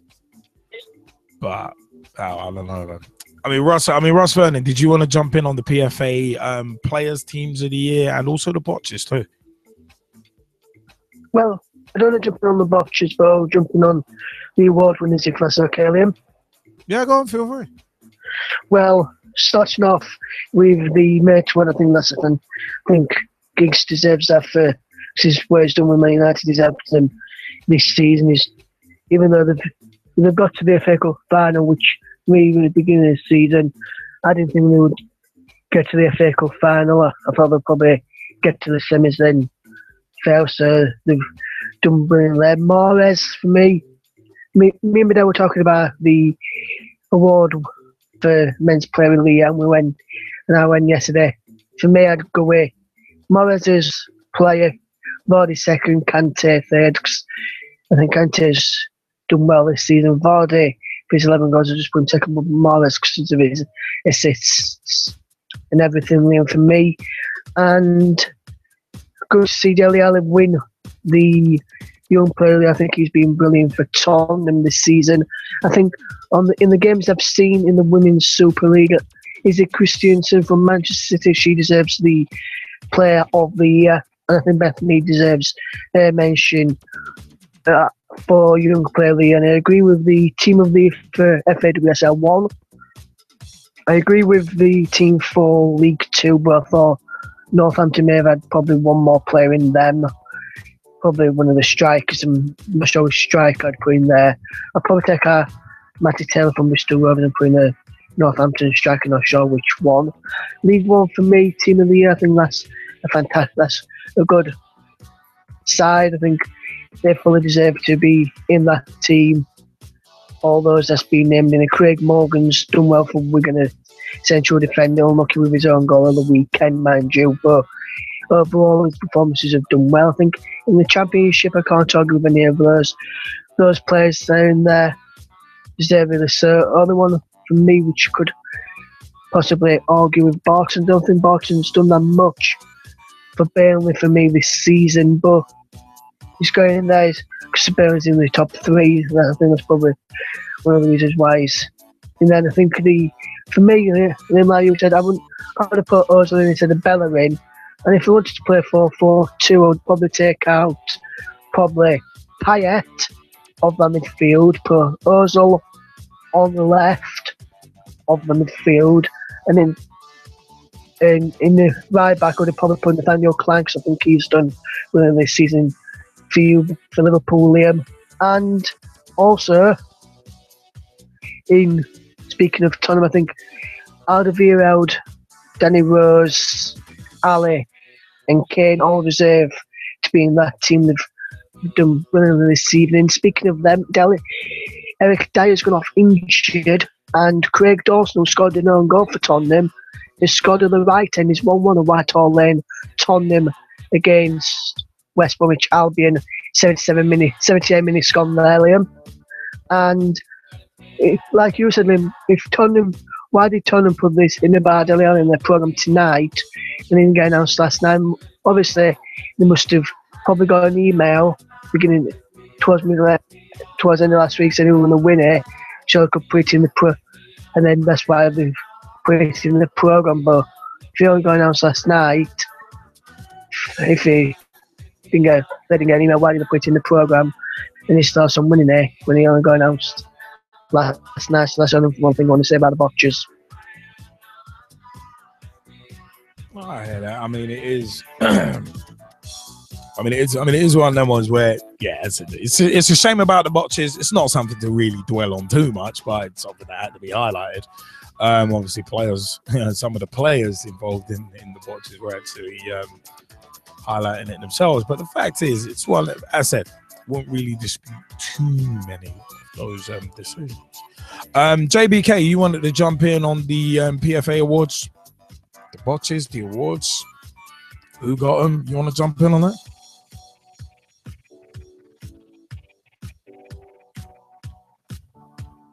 JBK, where are you?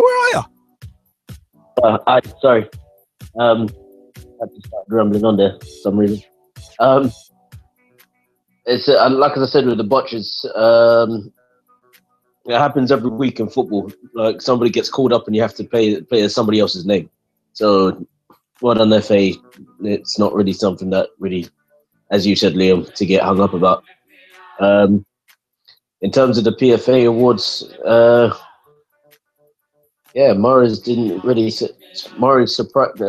surprise me, but I also think it was the right decision as well. In terms of the women's game, I'd love to see more of the women's game a bit more.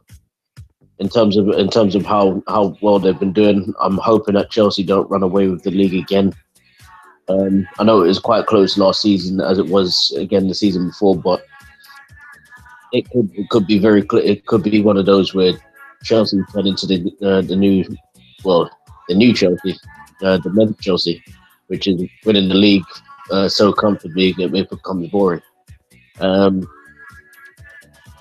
So, I'm hoping. I think the winners of that, the winners of the not the league of the competitions. I think all of them were voted the right way. I just don't know why they've done it at 11 o'clock at night. I don't understand that. That just seems very pointless to me.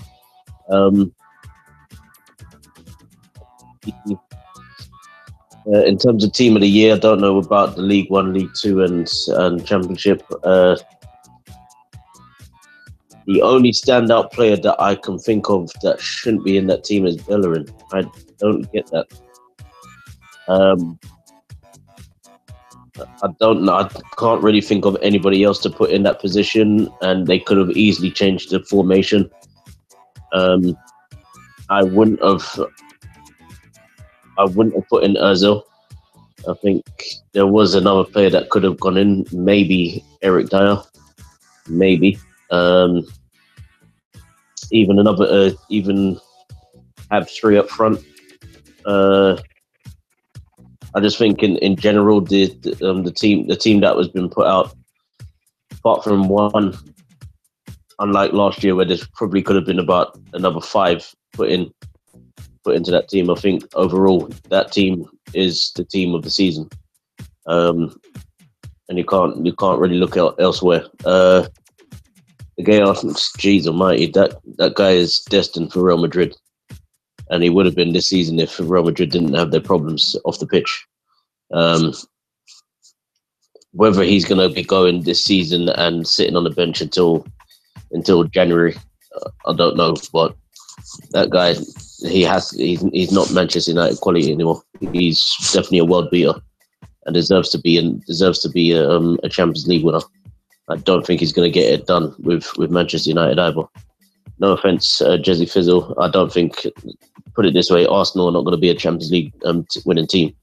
But De Gea is definitely one of the better players, one of the better goalkeepers in the world at the moment, and shouldn't be wasting his talent at Old Trafford. And that's just an opinion of mine. I'm not expecting anybody to like it. I just think that's just my opinion in general. Whether he will stay when Mourinho comes, that's up to him. I think it's almost a dead cert that Mourinho might be taking over United, but I could be wrong as well. Did you just say a dead cert that he might? Sorry, I'm gonna go with he might. Yeah, I'm gonna go with he might. But again, I think he's already signed. I think he's already signed. But again, we don't obviously Pitch Talk doesn't deal with speculation. So I want to say dead cert that he might, rather than dead cert that he is. I love that. So that is some legal loopholes right about there. I only said that it was a certainty that he might. I didn't say he would. Just getting around that whole idea of can I actually say this on Pitch Talk Live? No, I can't. I'll just leave it. I'll leave it to the legalities when it comes to the summer. Well, it's whatever. We don't like to we don't like to go the easy way about things. But actually, you know what? Jesse Fizzle actually mentioned in terms of investigations. That word was mentioned. And speaking of investigations, Kolo Touré handed a 6-month ban for failed drugs test. Now we're going back to 2011 to set the stage for this. That's what from the 26th of May 2011, Manchester City defender Kolo Touré will miss the start of next season after being handed a 6-month ban from all football for failing a drug test. The ban is backdated to March 2nd when Touré's provisional suspension began. He's free to play from the 2nd of September, but will also be target tested for a period of 2 years from the 26th of May. This has been a difficult period, and I'm sad to have missed the team's trial for securing the Champions League football in the FA Cup. But I am relieved that I would be able to return to football in September and thank the FA's Commission for their understanding. An independent regulatory commission, which could have issued anything from a warning to a 2-year ban by way of punishment, reached a verdict at a hearing on Thursday, May 26th. Touré admitted the offence, his first, contrary to Regulation 3 of the FA doping regulations in 2010-2011, but the panel took into consideration the circumstances behind his use of water tablets belonging to his wife. Now headed up by QC Christopher Quinnan QC. The commission was satisfied Touré did not intend to enhance sporting performance or to mask the use of a performance-enhancing substance. Man City's QC Adam Lewis suggested the ban should be no longer than 3 months, but the FA Commission disagreed. Now, the reason why we mention this is because Mamadou Sakho is being investigated over a failed drug test. This from the 23rd of April 2016. Almost a complete 5 years later. It's a bit of an irony.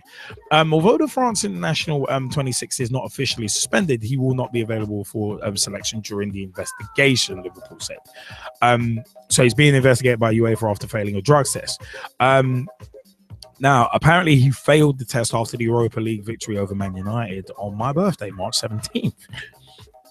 It is thought Sakho tested positive for a type of fat burner, and the player had until Tuesday to request analysis of the B sample.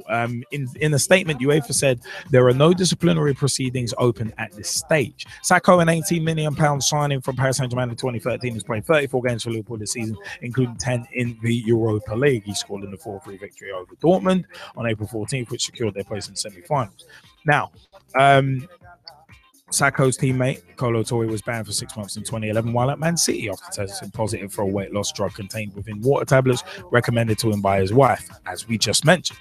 Similar ban for Sakho would rule him out of Euro 2016 in France, which starts on June 10th.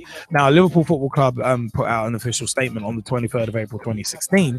A formal communication was received from UEFA stating that they are investigating a possible anti-doping rule violation by Mamadou Sakho. The player will respond to UEFA on the matter. The player is currently not subject to any playing suspension. However, the club, in consultation with the player, has decided that while this process is followed, the player will not be available for selection for matches. There will be no further comment at this time.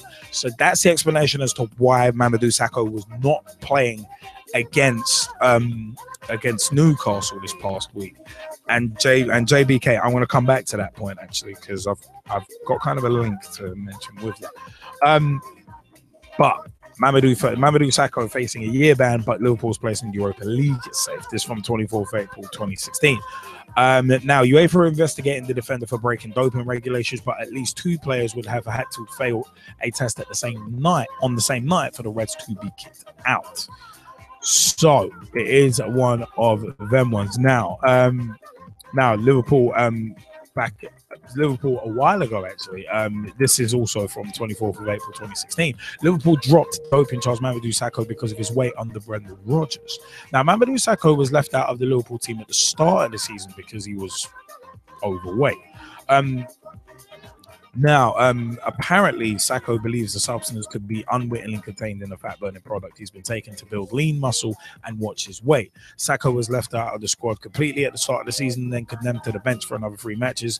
After manager Brendan Rodgers questioned his condition. It took the centre-half a full 6 weeks to force his way back into the starting lineup, with Rodgers saying on his return in September, the thing with Mama has been about making sure he is at a peak level of fitness to play games. That was always something of concern. Now, Liverpool will request the B sample of his drug test to be checked by Tuesday, and if that confirms the first adverse finding, they are likely to accept a charge relating to prohibitive substances. The club, though, are likely to ask for mitigation in any subsequent disciplinary proceedings at this stage, as they look to reduce the maximum ban for this offence, which can be up to 4 years. There is a precedent with the type of amphetamine-based substances sometimes found in over-the-counter fat-burning supplements, like the one Sakho is thought to have used. As said, there was the Colo Torre thing earlier, but the sprinter Asafa Powell was also offered a reduced sentence of 6 months when he appealed to the Court of Arbitration for Sport (CAS) after he was convicted of a similar offence back in 2014. So it's one of them. If the B sample confirms the initial findings, then Sakho seems likely to also receive a 6-month ban from UEFA, given the recent precedent set, though it could last as long as a year and be as little as 3 months. There is a strict liability in these cases, which means that even if he didn't know his fat burning supplement contained a banned substance, he must still be found guilty. So it is one of them where Sakho could miss the end of the current campaign, and there's some of European Championships as well in France, as mentioned.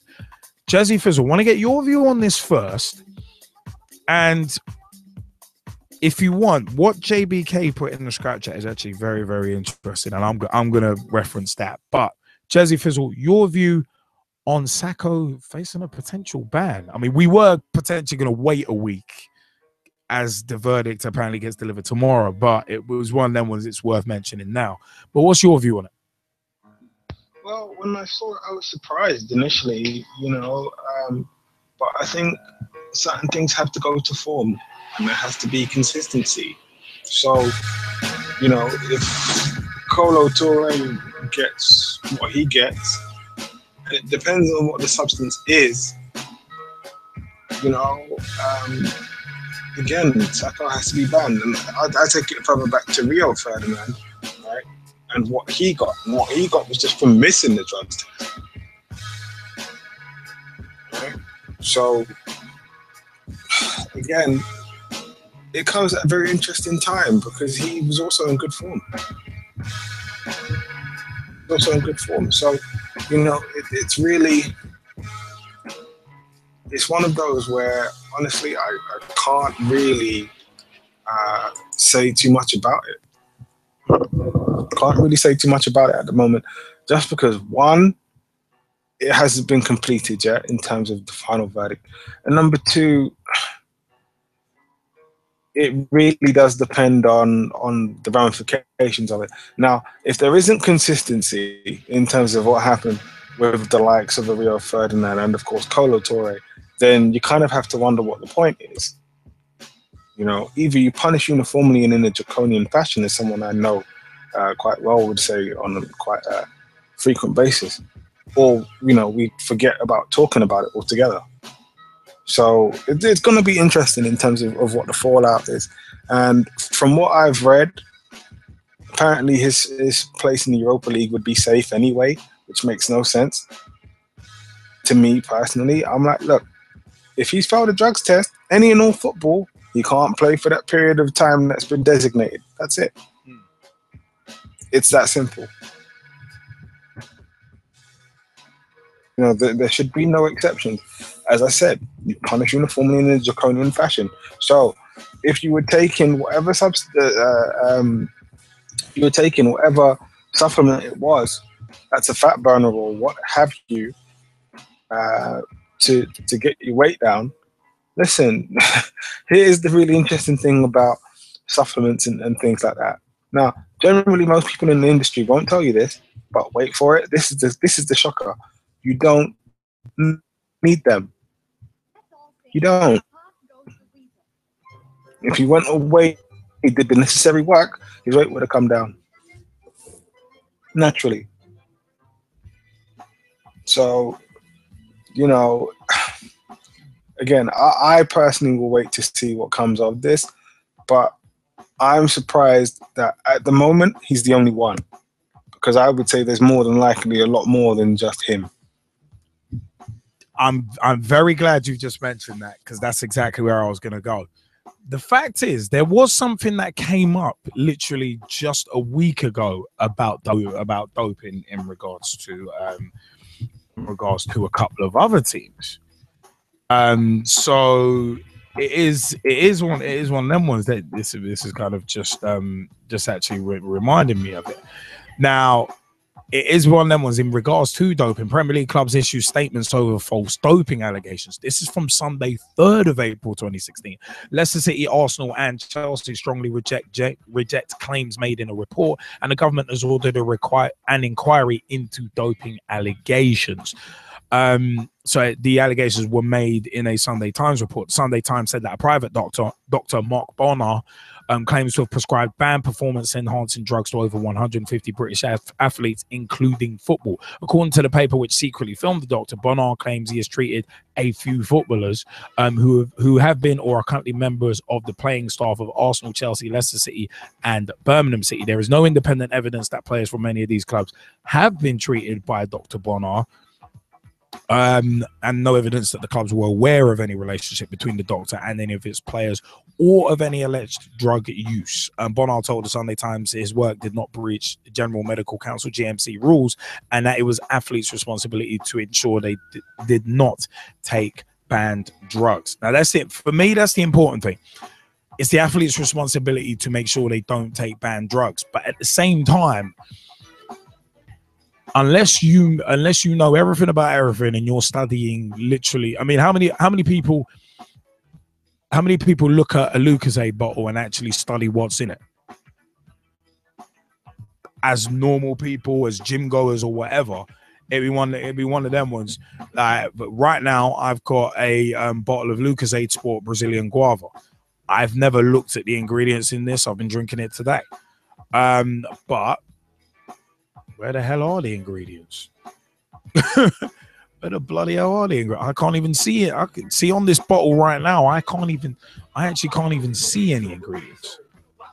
So it's one of them ones. The nearest thing to ingredients is saying, yeah, provides the Lucozade Sport provides the carbohydrates and electrolytes to help to enhance hydration and help maintain performance during prolonged endurance exercise. I can't see nothing about ingredients on this bottle. It's a multi-pack bottle, but I can't see nothing about ingredients on it. So imagine football's one of those unscrupulous sports, as I've said before. And Jaymie Bailey mentioned something in the Skype chat, which I'm going to stick on. He said, I don't like the random tests as I don't think it's fair, especially to football clubs.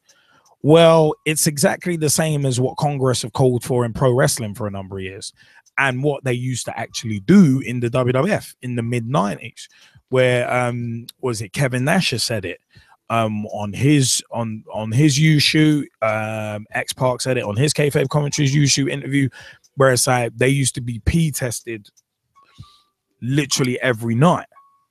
So it was at times. So it's one of them ones, and they'd be random as well. And you can't do this old, oh yeah, give me 5 minutes and I'll give you a pee sample. It's like, no, someone's standing in front of you whilst you're at a urinal taking a whiz. So you can't pull no chicanery. And that's one of them ones. I mean, you look at Anthony Martial as he came off the pitch. I think against Everton, he was actually pee tested there and then. It was one of them ones just like, yeah, I know you've just finished playing 90 minutes of football. Pee test right now. Random.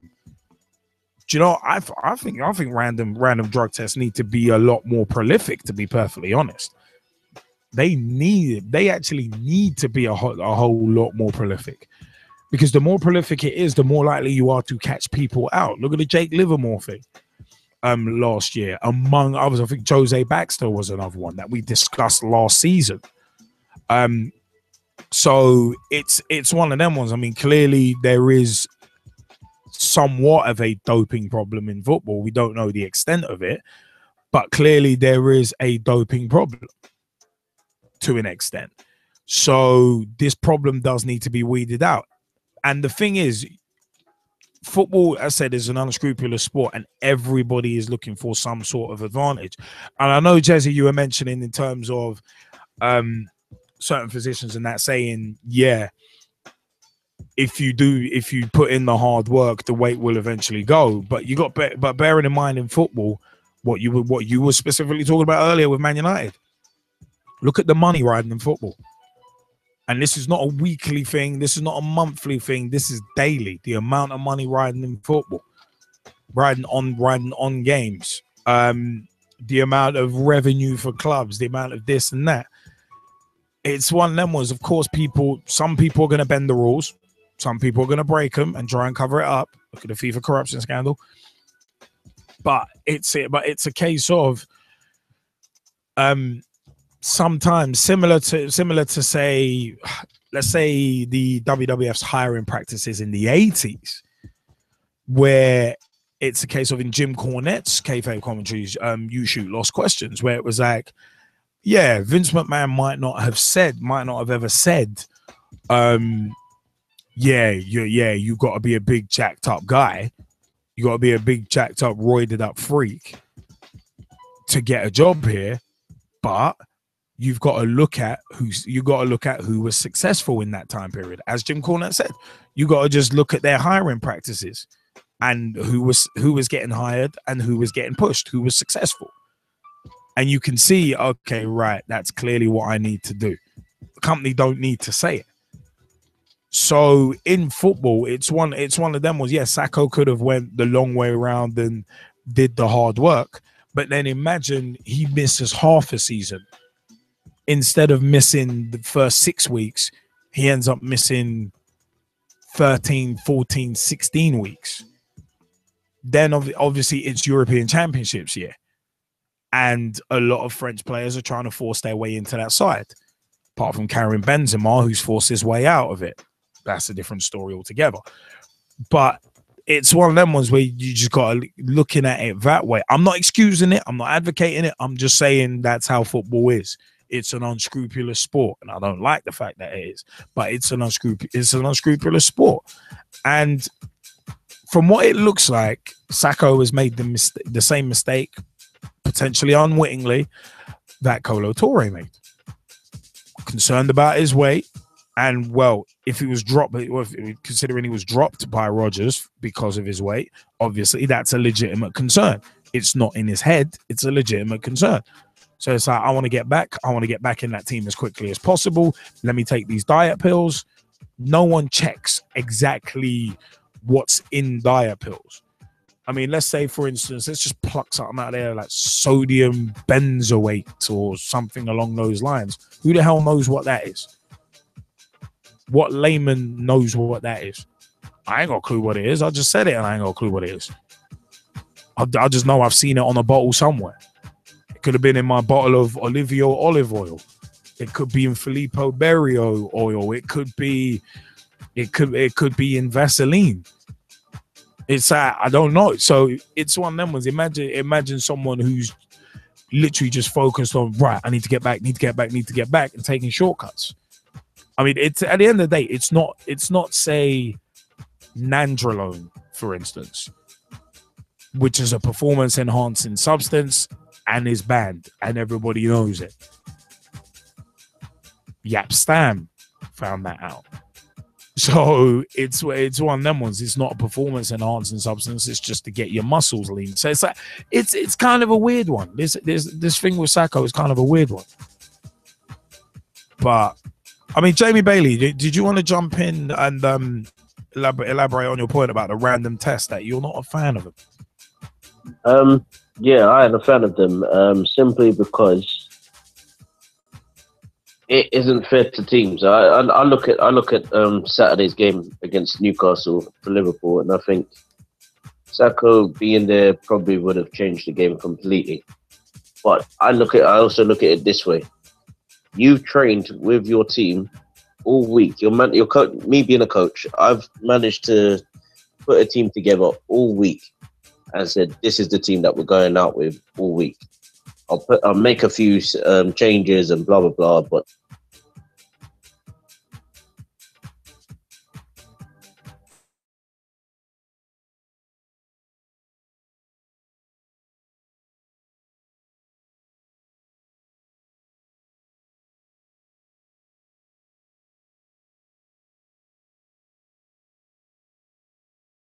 I can get where Jamie's kind of glean where Jamie's going, but at the end of the day, it's a case of At the end of the day, if someone's trying to buck the system and is trying to cheat and is basically trying to cheat to get an advantage, then of course the team's gonna end up suffering if he gets found out. I mean, of course the team's gonna suffer if he gets found out. If someone's cheating, it's just an inevitable consequence. That is like, right, you're trying to cheat to get your team an advantage. Your team's gonna suffer if you get caught. I mean, of course, that's going to happen. I mean, Jaymie Bailey, did you want to continue your point? Yes. My point was basically the team has basically been put out. This is what we're doing for Saturday. We know who we're playing against. This is what I need to do. Come the end of come pretty much Friday evening at 11 o'clock. You know what? You're not playing this weekend. And that has pretty much told me everything that I've done is now wrong. Why? Because the person that I wanted in probably one of my most important positions for tomorrow, if not the most important position, is now out of the game. Yet he's been playing well all week.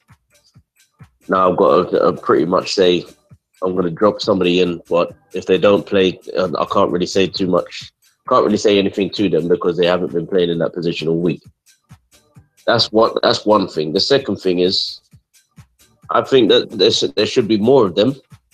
I don't think that they should be random.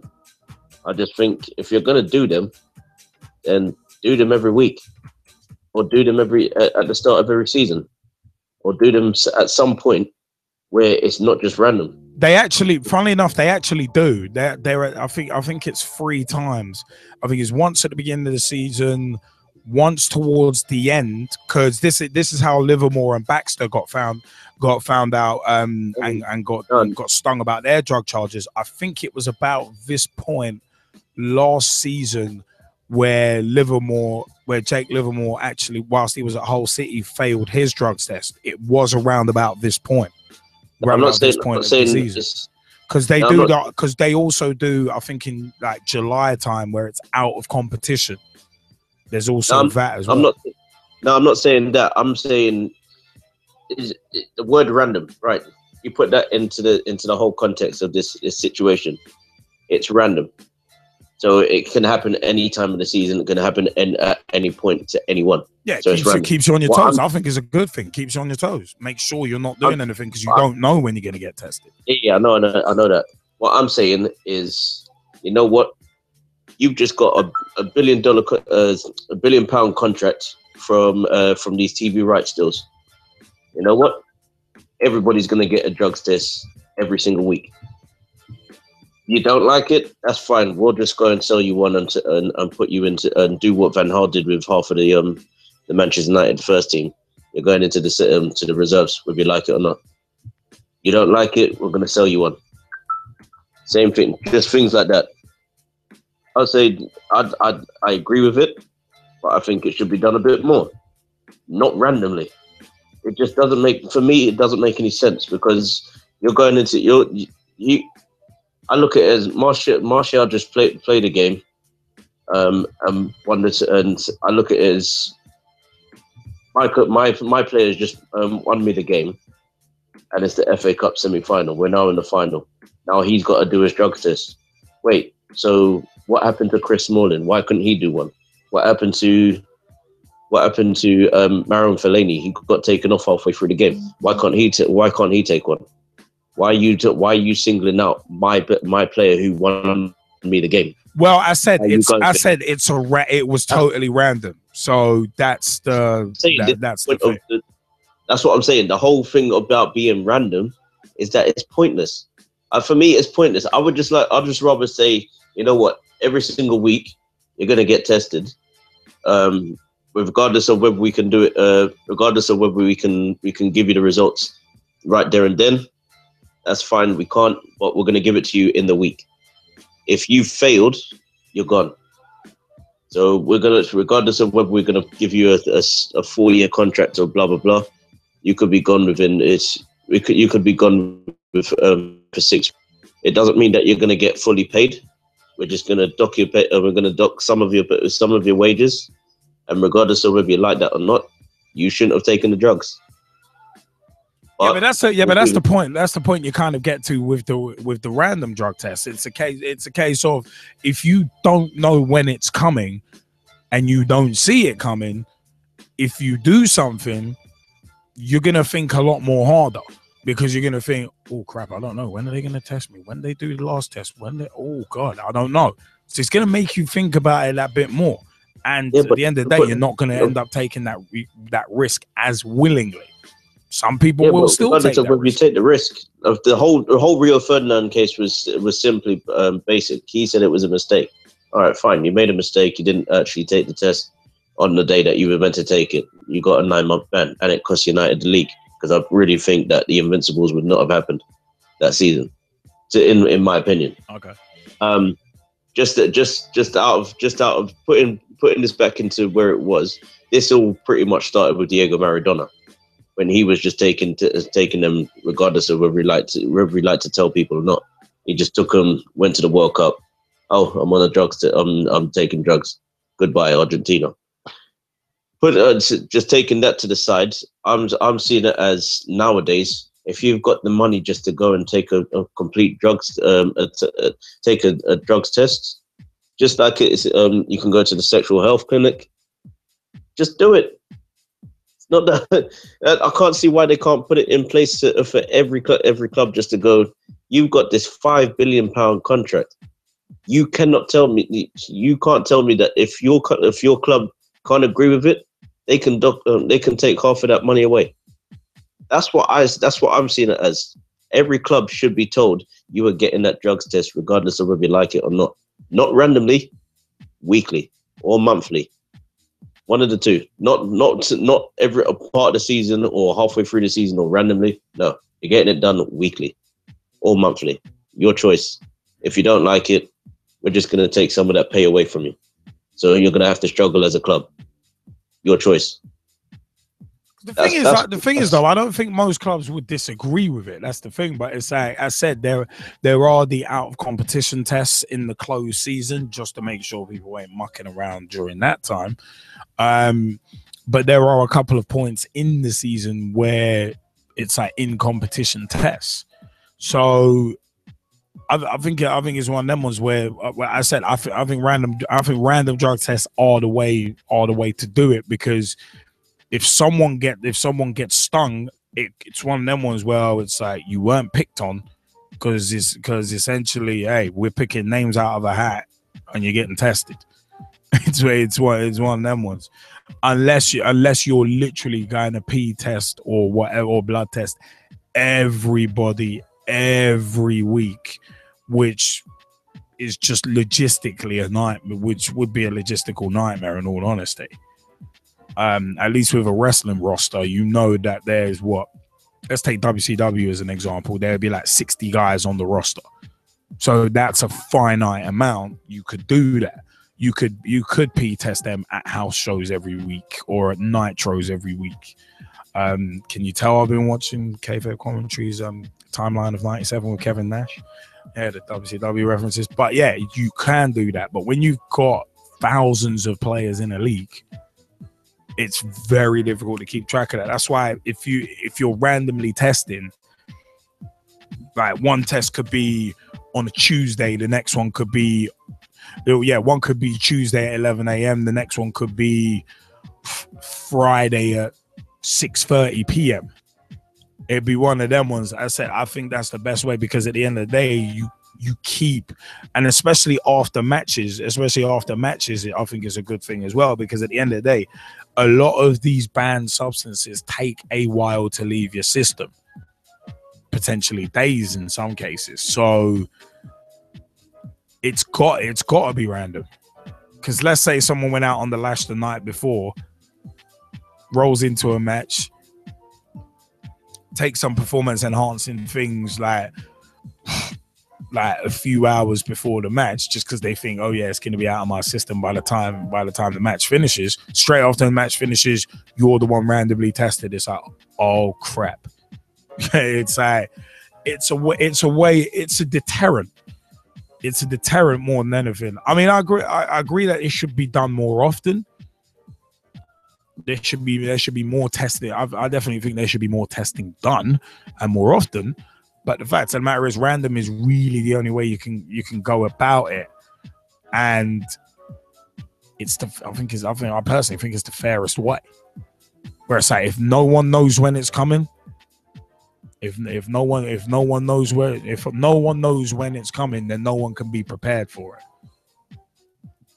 So it's one of them. If you're walking down the street and you got a key of cocaine on you, and you don't see the policeman coming and he catches you with it, you've only got yourself to blame. You shouldn't have had it on you in the first place. Probably an extreme example, but still, the example is there.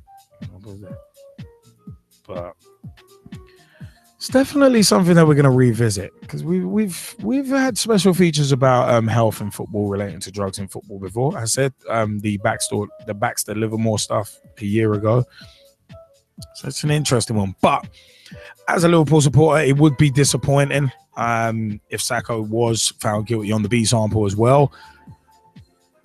But at the end of the day, if you do the crime, you got to serve the time. If he's found guilty on the B sample as well, then he's got to get banned. It's pure and simple. He's got to get banned, because you've got to show that you're trying to outlaw drugs in football, because they're not a good thing. These performance enhancing substances not a good thing. So it's cheating. It legitimately is grand scale cheating. So if people are cheating, they should be punished for it. That's the way I see it. You cheat, you get punished. That's all I gotta say about that. All right. I don't know what that was. But you know what? What we are going to do very, very quickly is we are going to go into just a quick pause for the cause. So what we're going to do, we are going to be right back after these messages. And a big thank you to the Skypers for their views so far. Remember, facebook.com/Pitch Talk and also at Pitch Talk on Twitter. That's one of them, as we are live, and we shall see you in a couple of minutes. The football talk show that holds back nothing on opinions. Straight shooting LJA. Hi, I'm John Sitton. Grassroots coach Manisha Taylor. Hello, I'm Rob Perez. G-Man. Samir Sawni, Motivate Sports and Fitness. Christian Carambeu. Matt Hodgson, Director of the 4-year plan. We the people, for the people. Jazzy Fizzle. Your Monday night footballing fix. Make sure you join the revolution. The pitch is where we eat. The pitch is where we sleep. And the pitch is where we talk.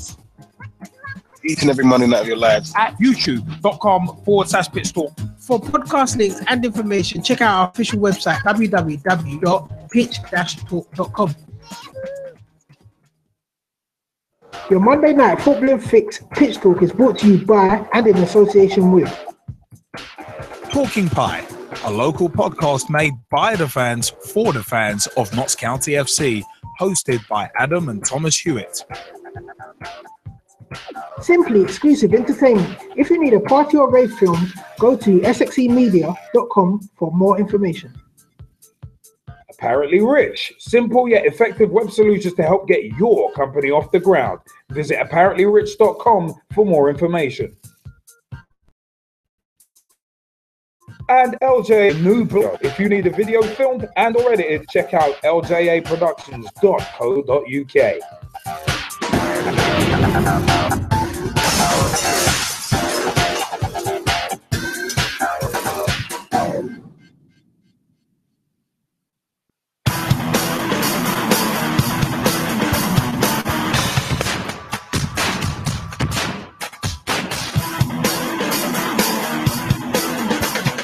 LJA Productions, the new blood in digital video, offering video production services such as video editing, video encoding for the web, including YouTube and Vimeo, audio recording, filming of interviews, promos, live events,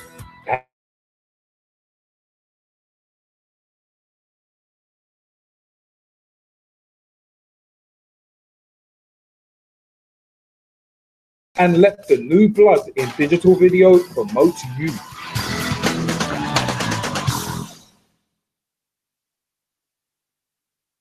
Pitch Talk is brought to you by and in association with the one-stop shop for all your coaching needs, Motivate Sports and Fitness. Check out motivatesportsandfitness.com for more information. the new football culture magazine, Thin White Line. Check out thinwhitelinemagazine.com for more information. Storm FM with new hot releases played daily. Feel the boom at stormfm.net. Two girls with their Bonnie Scotty trying to cover as much women's football as they can. Girls on the Ball. Check out girlsontheball.com for more information.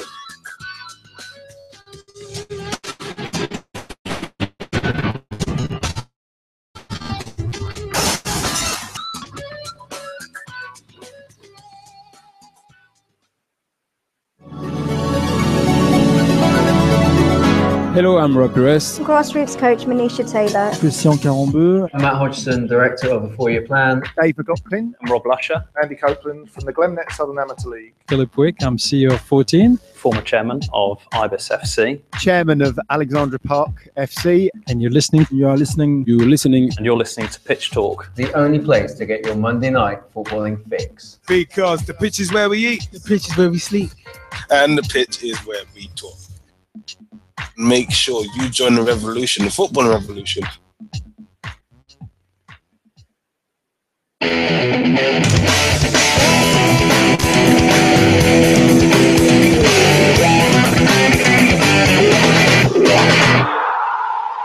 Grassroots.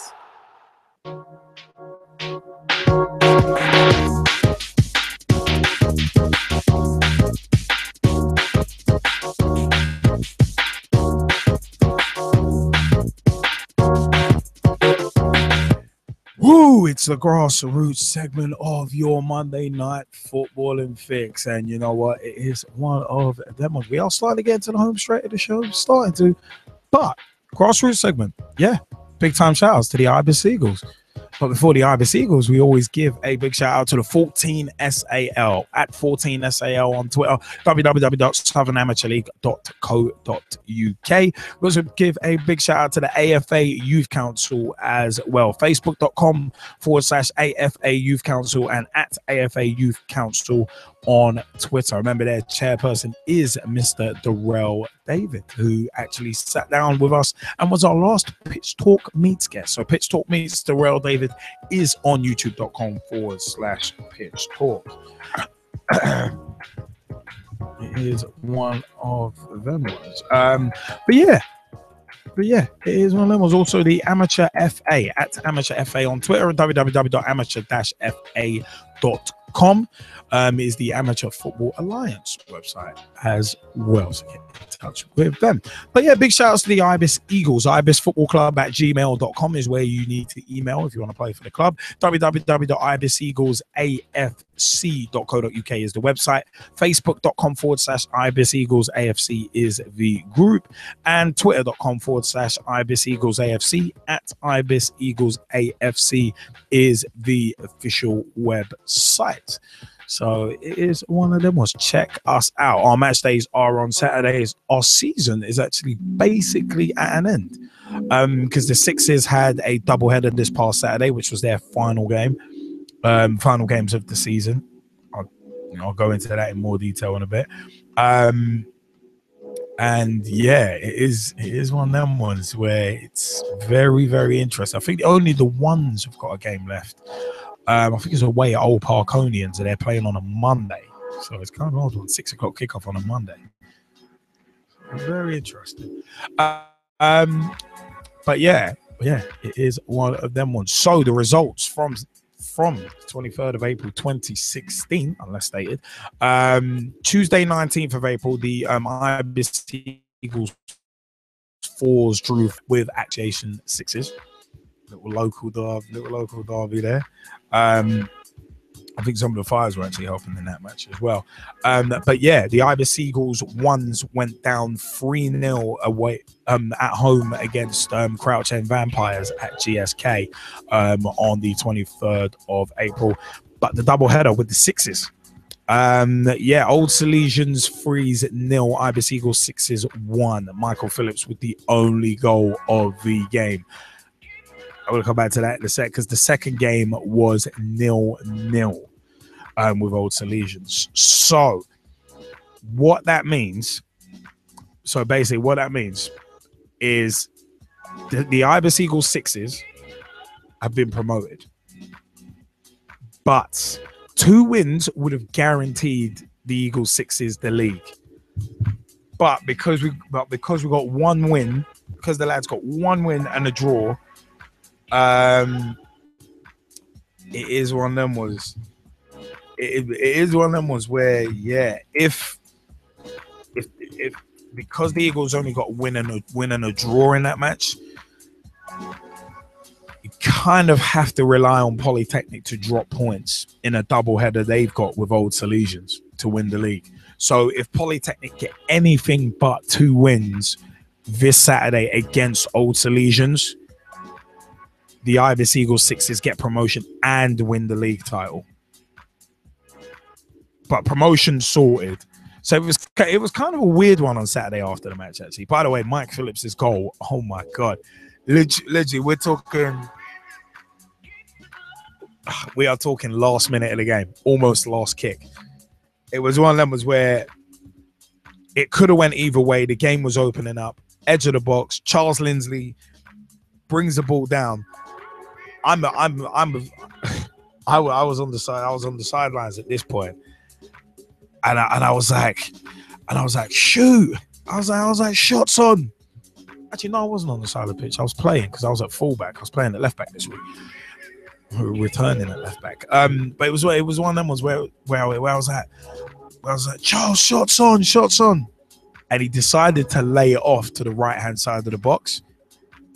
And Mike Phillips picked it up, danced past 1 or 2 of their players, and lashed it home from close range. And it was like the reaction from all of it. It was like, yes, effing yes. Because we knew what that win meant.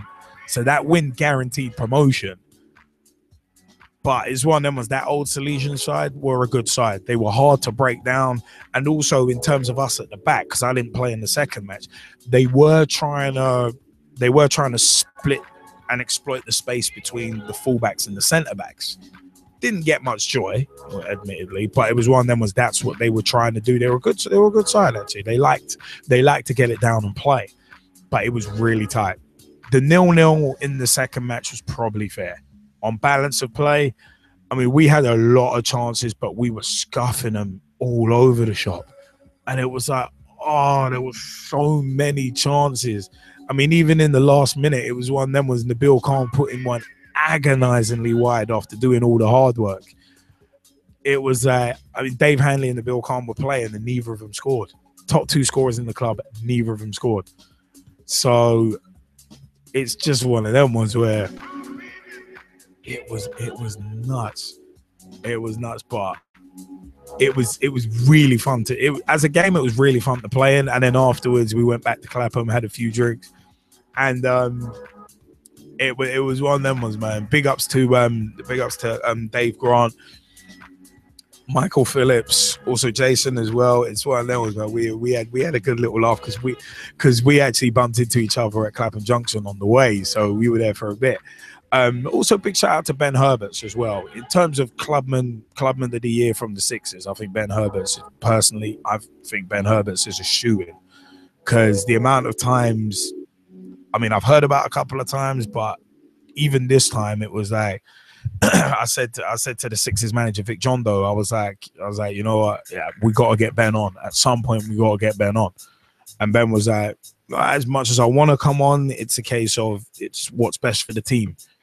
And because obviously with what the Sixers were chasing, the bill got put on. Ben's a fullback. The bill ended up getting put on because we needed a goal. And that decision was almost vindicated. But it's one of them was, I mean, Ben came all that way and didn't get any game time. It's kind of like, nah, you know what? That's the ultimate sacrifice. So it's one of them was, I mean, definitely big ups to Ben Herberts on that one. And I said, from what I hear, it's not the first time it's happened either. So a real team player.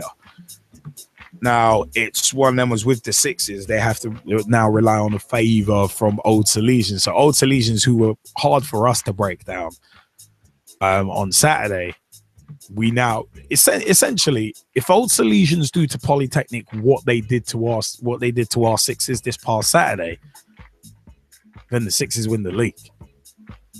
Draw to win. So I know a few of the Sixers lads are actually going to go down and watch that Polytechnic game. I think it's Polytechnic Nines. A few of the Sixers are actually going to go down and watch that game just to see how it unfolds, and I'm tempted to join them. I'm really, really tempted to join them. Just periscope the whole thing and be like, "Yep, this is what's happening here." But it's going to be very, very interesting to see what happens. I'm personally really hoping that the Sixers get the league title because it would be amazing. Newly merged club. The merger happened literally over the course of a month at the beginning of the season, before the season started. And for a newly merged club in their first season to walk away with 2 league titles, even potentially to walk away with 2 league titles is good. But it would represent such a brilliant season for the Sixers and the Twos. The Threes, I mean, it's one of them was the Threes, the Ones respectable, and the Fours respectable mid-table finishes. Our slot in the Fives coming third. It was only the draws that really cost us in terms of a promotion chase. So there's really good foundations laid this season. And from a committee perspective, it's really interesting to see as well. The committee, there's harmony there. Everyone's on the same page, singing from the same hymn sheet. Whatever other cliche you want to put out there. There's been so much hard work that has gone on behind the scenes. From Jono, Ollie, JT, our stat man, is one of them ones. Cy James, Vic Jondo, Dorian Bunker, Ed Ryan, Titch, Pete Goodman. It's one of them was Jack Lloyd as well. There's been so much hard work put in by everyone, and next season's going to be really interesting.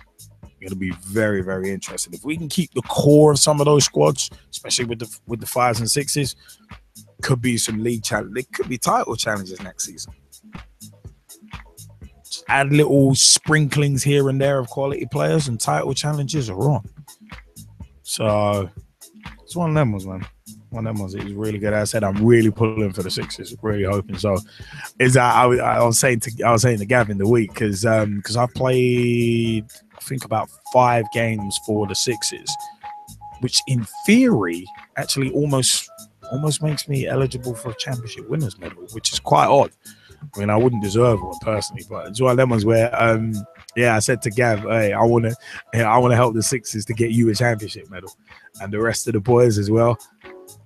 But they've got a really good group of lads actually, with like Pete Herwood, Christian Herrera, some of the other lads, Sam, Nick Robertson as well.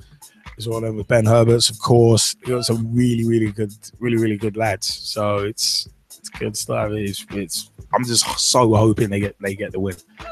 So hoping they get it. But as I said, the permutations, if Polytechnic get anything less than 2 wins, hands the Sixers the league. Just like what happened with the Twos. Just like what happened with the Twos a week ago, where they needed Q to either beat or draw with Old Lyonians to hand the Twos the league, and Q beat Old Lyonians, so the Twos end up getting the league. Exactly the same permutation, except in a double header. So tempted to go down and watch myself. So it's interesting. It's very, very interesting. But yeah, it is one of them ones. You know what? Yeah, Brad Hicks, actually, you had a bit of news for the grassroots segment, didn't you? Yeah, I just wanted to mention that Leicester City women won another title a couple of weeks ago. Oh, good stuff. So they'll be up in the league. It's always good to hear. We've got one match to go against Wolves on Sunday. It's one of them ones, man. It's good to see winners all around. I mean, by the way, big shout out to Hackney Wick FC as well, who are doing the Hackney Run for Health as well. Go to hackneywickfc.com for more information on the Hackney Cup for Health. It's one of them was very worthwhile cause to get involved in. At Hackney Wick FC on Twitter, facebook.com/Hackney Wick FC, and at hackneywickfc.com. Check that out as well.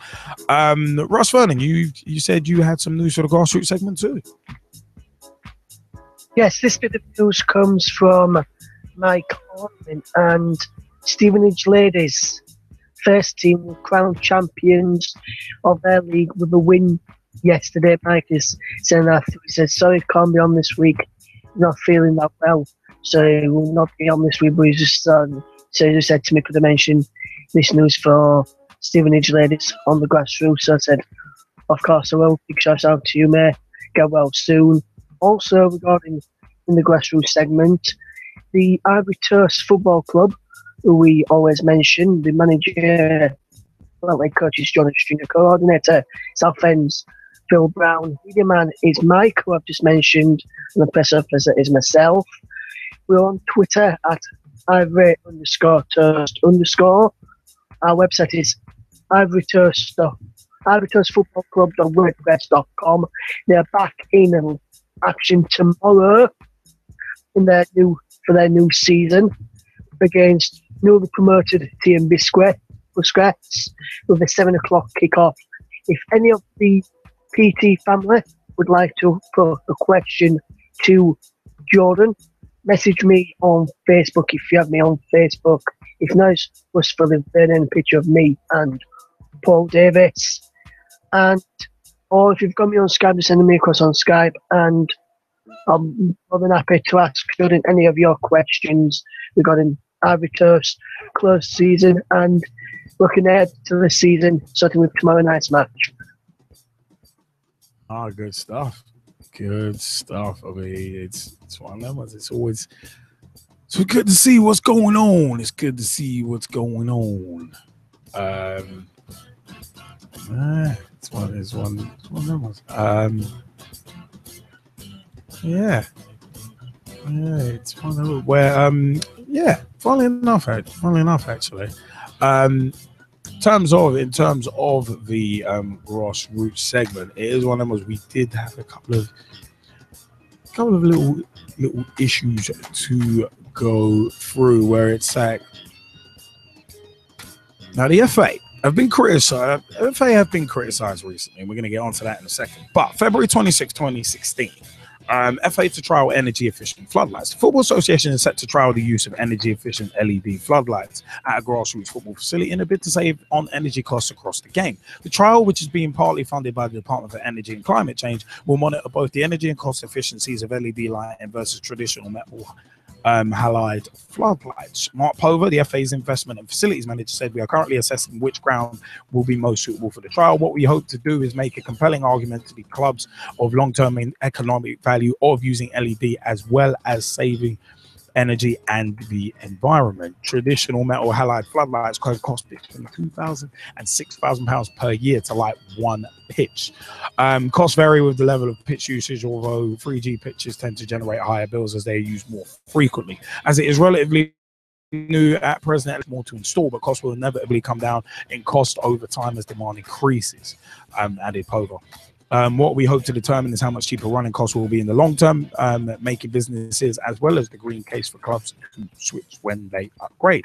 Now, on March 10th, 2016, the new £8 million pitch improvement scheme to improve over 2004 years has been launched by the FA. The four-year pitch improvement program (PIP) will deliver improvements to more than 2,000 pitches and provide support services to grassroots clubs, volunteers, and groundsmen.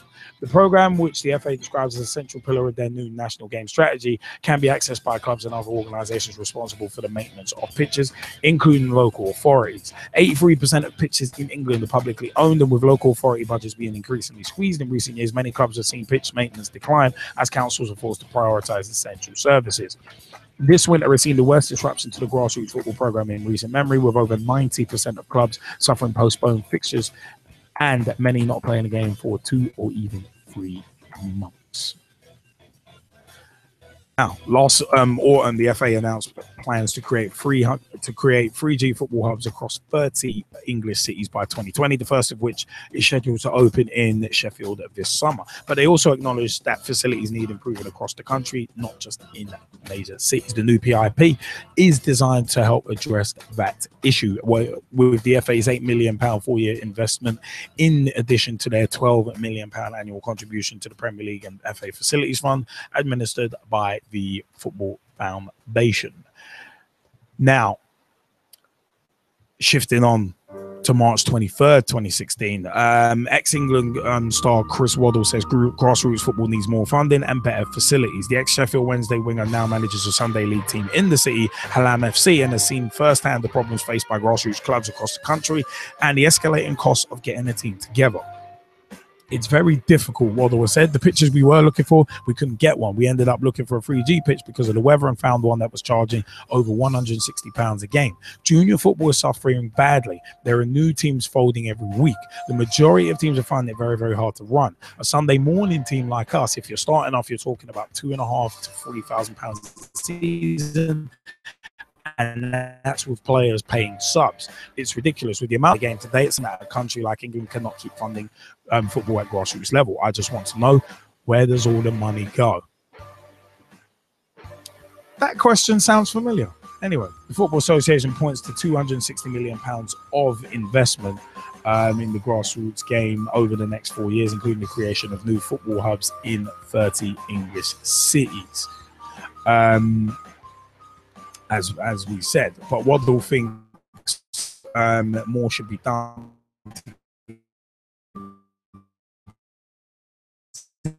Facilities. If you've got so many football teams from 6 onwards who want to play at the new hub, then they'll have to join the queue. Instead of investing £7 million on just one thing where it looks great for the FA, go and do the park pitches up. Park pitches are shutting down. They cannot look after themselves if nobody cuts the grass and nobody looks after them.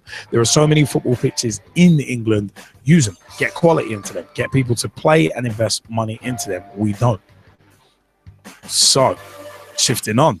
14th of April 2016, Harry Kane today said he believes in the power of football to help stop disadvantaged young people being sucked into street crime. The Tottenham and England striker who grew up in Chingford and played for local club Ridgeway Rovers as a boy said he did not know anyone directly affected by knife or gang crime, but believes sport can have a big impact on the direction of young lives. Speaking at White Hart Lane, he said this was one of the reasons more money should be ploughed into grassroots football. He said it can be difficult as a kid. You're not sure what you want to do sometimes, but if you have that community feeling where you can go and play football in the evenings instead of hanging around on the streets, then it can only help. I think football can play a big part and make a big impact. I know football does help get people off the streets. It's a hobby for them to do something to keep them occupied. I think the more money that gets put into it, it can definitely help people make their life better, whether it's playing and becoming professional or playing somewhere new.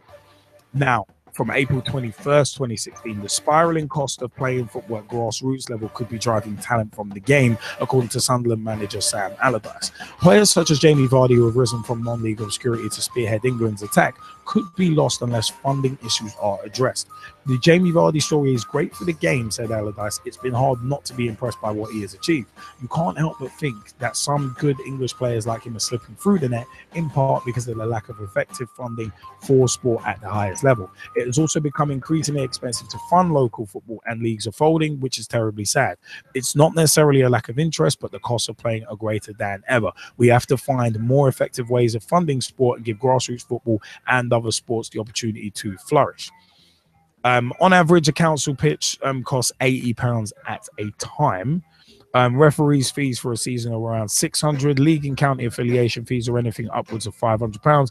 And if you hire a 3G pitch for training, Yeah, for training, it will set you back well over £1,200 a year, and that is before you take into account the cost of kit, equipment, player and travel expenses, and so on. So, grassroots football, it's the eternal funding issue again that we are talking about, and we've debated this on numerous PT shows.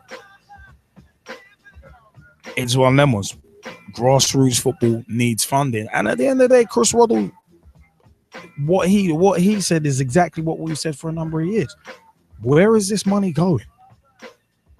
£10 million out 5.136 billion, even 260 million broken out over 4 years is poor.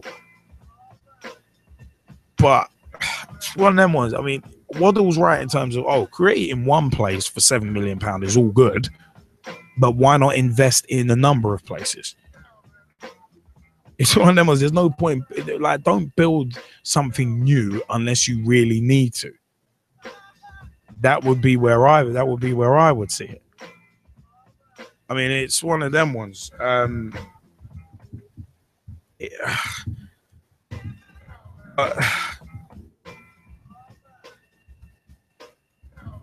don't know, man. It's like it's just frustrating to see all this money flying around in the pro game, and grassroots isn't really getting any of it, and we're having to fend for ourselves. I mean, we obviously lost at the beginning of this season. Spoke about Old Salesians, who we actually played. We actually played this past weekend.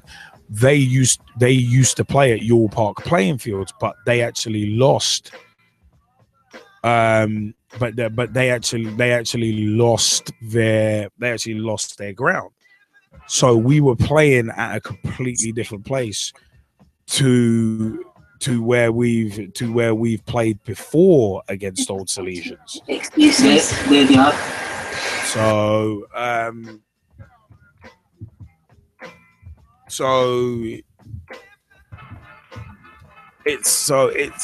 It's a case of it's just really sad to see that teams are losing their grounds, and the FA just keeps saying, oh yeah, we've done this, yeah, we've done that, look at the money we've invested, when you can't actually track where that money's going. I mean, this whole thing with trying LED floodlights, all that kind of thing, it's all good, but make sure we see the end results of it. Make sure those leagues and those teams that need it the most get to reap the benefits.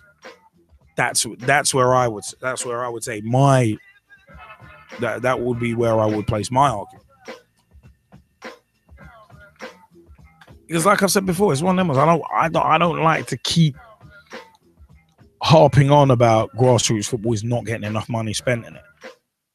But the fact is, you got Sam Allardyce coming out and saying it now. You got Harry Kane coming out and saying, "Oh, football, it's like grassroots football needs more funding."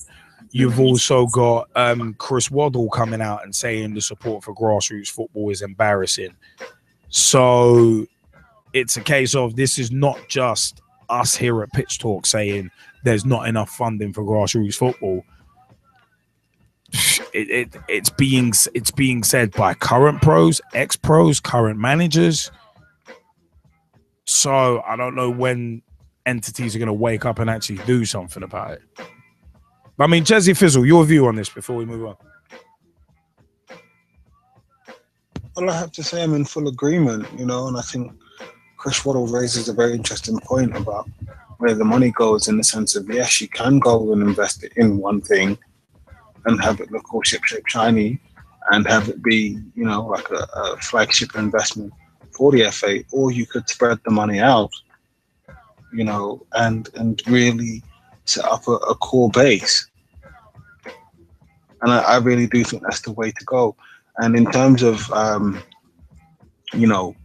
pitches that are being underutilized in the communities, I think there needs to be a focus on those and getting back to those.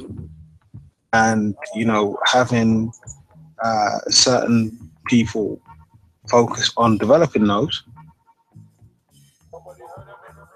and going from there.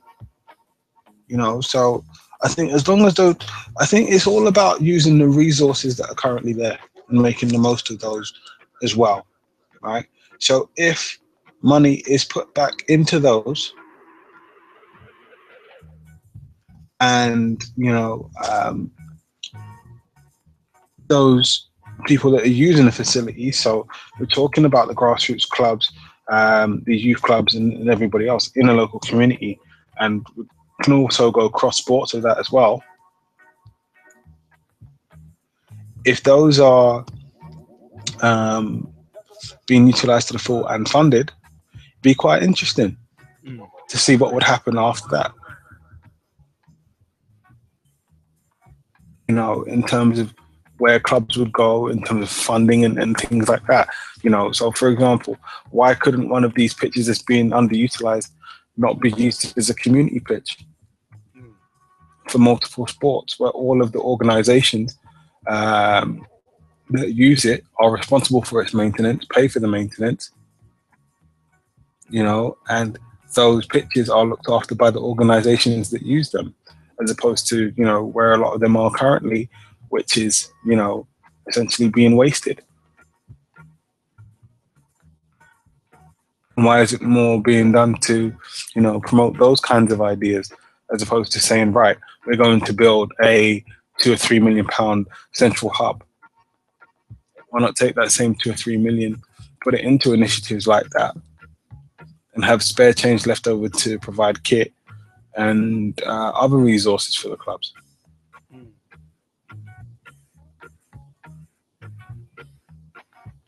I mean, just an idea. Yeah. I mean, it is one of them ones where it's like, I think coming back to even to what Harry Kane has mentioned to tackle. I mean, of course, the grassroots segment is a long established segment on PT Live and is one of the main segments. And the fact is, there are a lot. Obviously, football's the nation's game. There's a lot of people who want to play it, and you got to bear in mind, right now we're in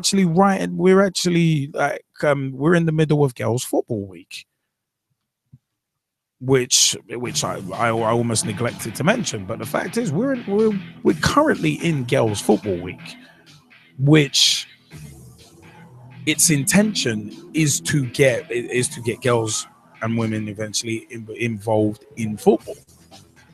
And I think I said it last week, where it's a case of if you see that things are, and that's a good point made by Jaymie Bailey in the Skype chat about things not being run properly. If you see that some grassroots clubs are not being run properly, or money's just not being given at all, or it's very, very difficult to get any sort of funding, then it's going to put you off doing anything. And at grassroots level, all of us are volunteers. Like us with the Ibis Eagles committee, we take our time. Obviously everyone's putting their own money in to get to games and that. But the fact of the matter is, it is one of them ones where if you see you're banging your head against a brick wall and nothing's changing, then it makes your job twice as hard. And I said a lot of people love playing football, and it's a way of keeping people out of trouble, as Harry Kane has said. Correctly said. Youth projects, playing football during youth projects, that kind of thing. Hell, I got my start. I found out what I wanted to do for a youth project. I still love playing football. But the fact of the matter is, I mean, football getting people off the streets, yeah. If we had, we were lucky enough that in the area that I grew up in, or at least spent 16 years in, we had a local football pitch that's actually recently been demolished over the past few years. But it's one of them ones, we were fortunate enough where we had that when we were youngsters, where we would be able to go around there and play.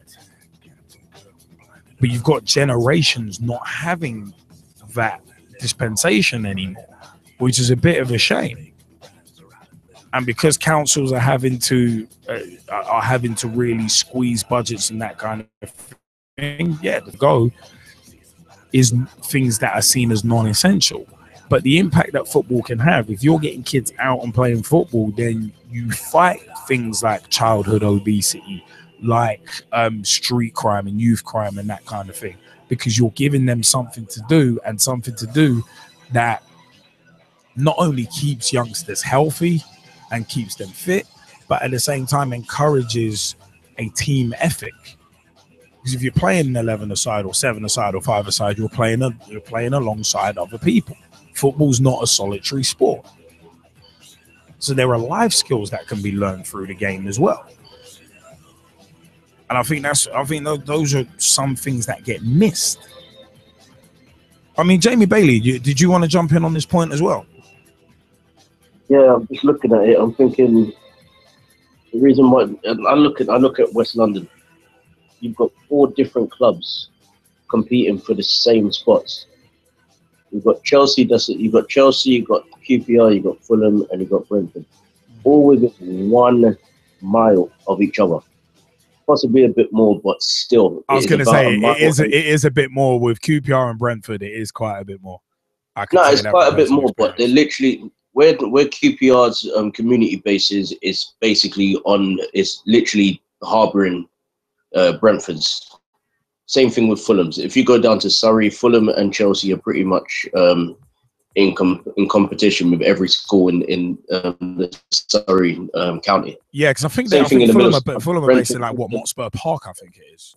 Yeah, Motspur Park. It's like Harlington used to be Chelsea's ground. Now it's QPR's. Yeah. Now the problem is that there's way too many people trying to bring out their own business.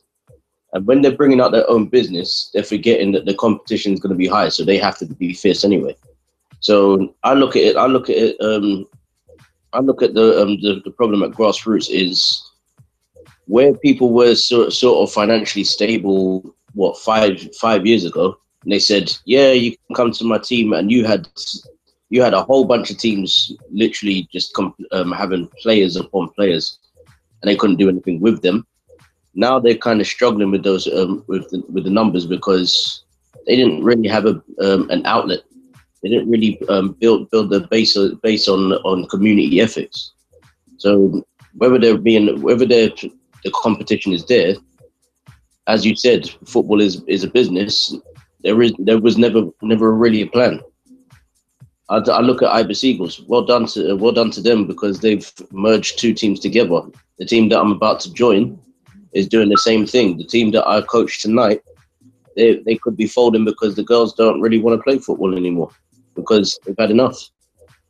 And I look at that as saying, has the club really been run right for them to stay within the club? No. And what I got told tonight was enough just to tell me that grassroots is not just about football, but regardless of whether you get the money, what are you actually doing with it? I look at some of the clubs and I say to even tonight, I look at some like QPR. I spoke to you about this on your birthday night, Liam. There's two different entities within one club. You've got the main club, which is the badge, and then you've got the community, which is essentially the kit. That's it. And the badge means nothing to the community because they're not really getting any help from the club. All they're saying is you can wear our kit for the time being and see if you can promote the club. That's it. I'm not really doing anything else. So I look at everything at the moment. And petition Manchester, Stockport, Bury, Manchester United, Manchester City. I've mentioned 4 clubs within one area already. We go to Liverpool, Everton, Tranmere, through. You go into any of these places. Yes, there's probably a few miles and a bit of a motorway in between, but you come down to West London. It's not like Derby. It's not like Birmingham. It's not just one city club. It's literally 5 or 6 clubs amongst 1,000 others, and you can't. And the competition is so fierce that if the FA really gave money down to these leagues, yes, it would probably improve it.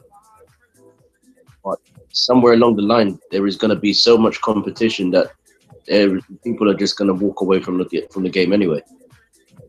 So sometimes it is down to how people are running their club. It's not just the money that's being put into it. If everybody wants to put a club forward, yes, fair enough. But how are you going to sustain it over a period of 10 to 20 years? Yes, that sounds a bit long term and a bit unrealistic. But I'm hearing clubs have been running since the 50s, and they're still at grassroots level. That tells me that they haven't been running over the last 60 years in the right way.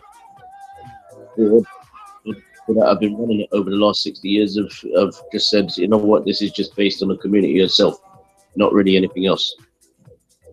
So again, you look at that. If people are not looking at progression and sustainability, you can sustain it all you want. At some point, the club is going to fold. If you do not grow as a club and progress, you're going to fold.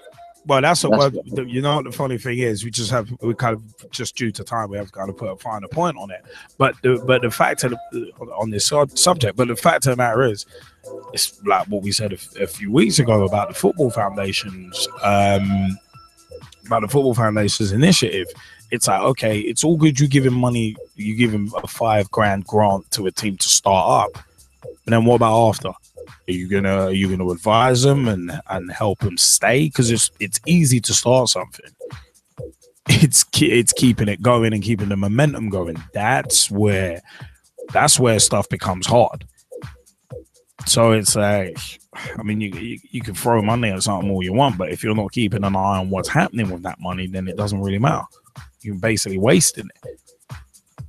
So it's a bit of a sad one. It really is a bit of a sad one, to be honest. But I'm sure we'll visit this again.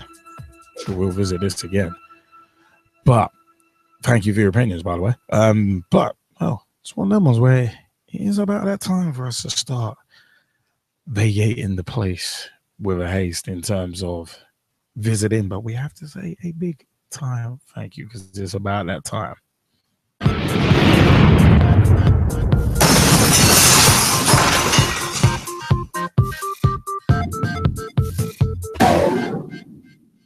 Hi, I'm John Sitton, and I'm here with Gavin, Liam and Gerald on Pitch Talk. The football talk show that pulls no punches and holds back nothing on opinions. Hello, I'm Rob Russ. My name is Christian Carambeu. I'm grassroots coach Manisha Taylor. Hi, I'm Matt Hodgson, director of the 4-year plan, and you're listening to Pitch Talk, the only place to get your Monday night footballing fix. Make sure you join the revolution. The pitch is where we eat. The pitch is where we sleep. And the pitch is where we talk. I'm Andy Copeland from the Glennet Southern Amateur League. Philip Wick, I'm CEO of 14. I'm Rob Lusher, former chairman of Ibis FC. I'm Samira Sawhney, co-founder and co-director of Motivate Sports and Fitness. And you're listening to Pitch Talk.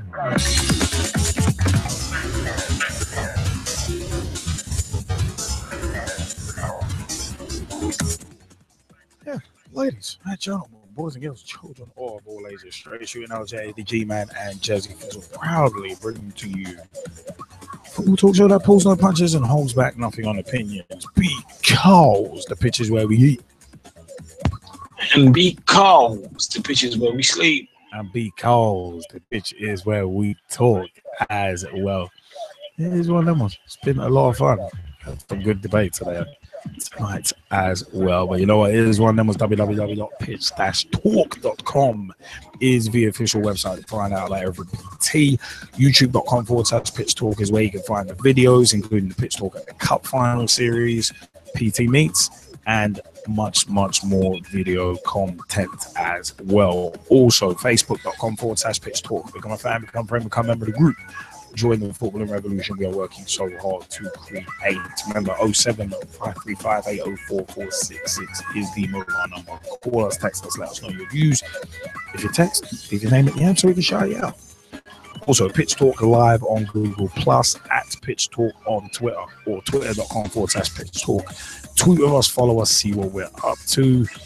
pitchtalk.blogspot.com or .co.uk will get you to the blogs by yours truly, straight shooting LJ, the G-Man, Jesse Fizzle, and many others, including Dave Mir, aka at Missy, and his Word of a Breath blog as well. Yeah, this is one of them. Pitch Talk live on Google Plus. We are at Pitch Talk on Instagram as well. So it is one of them ones. But you know what?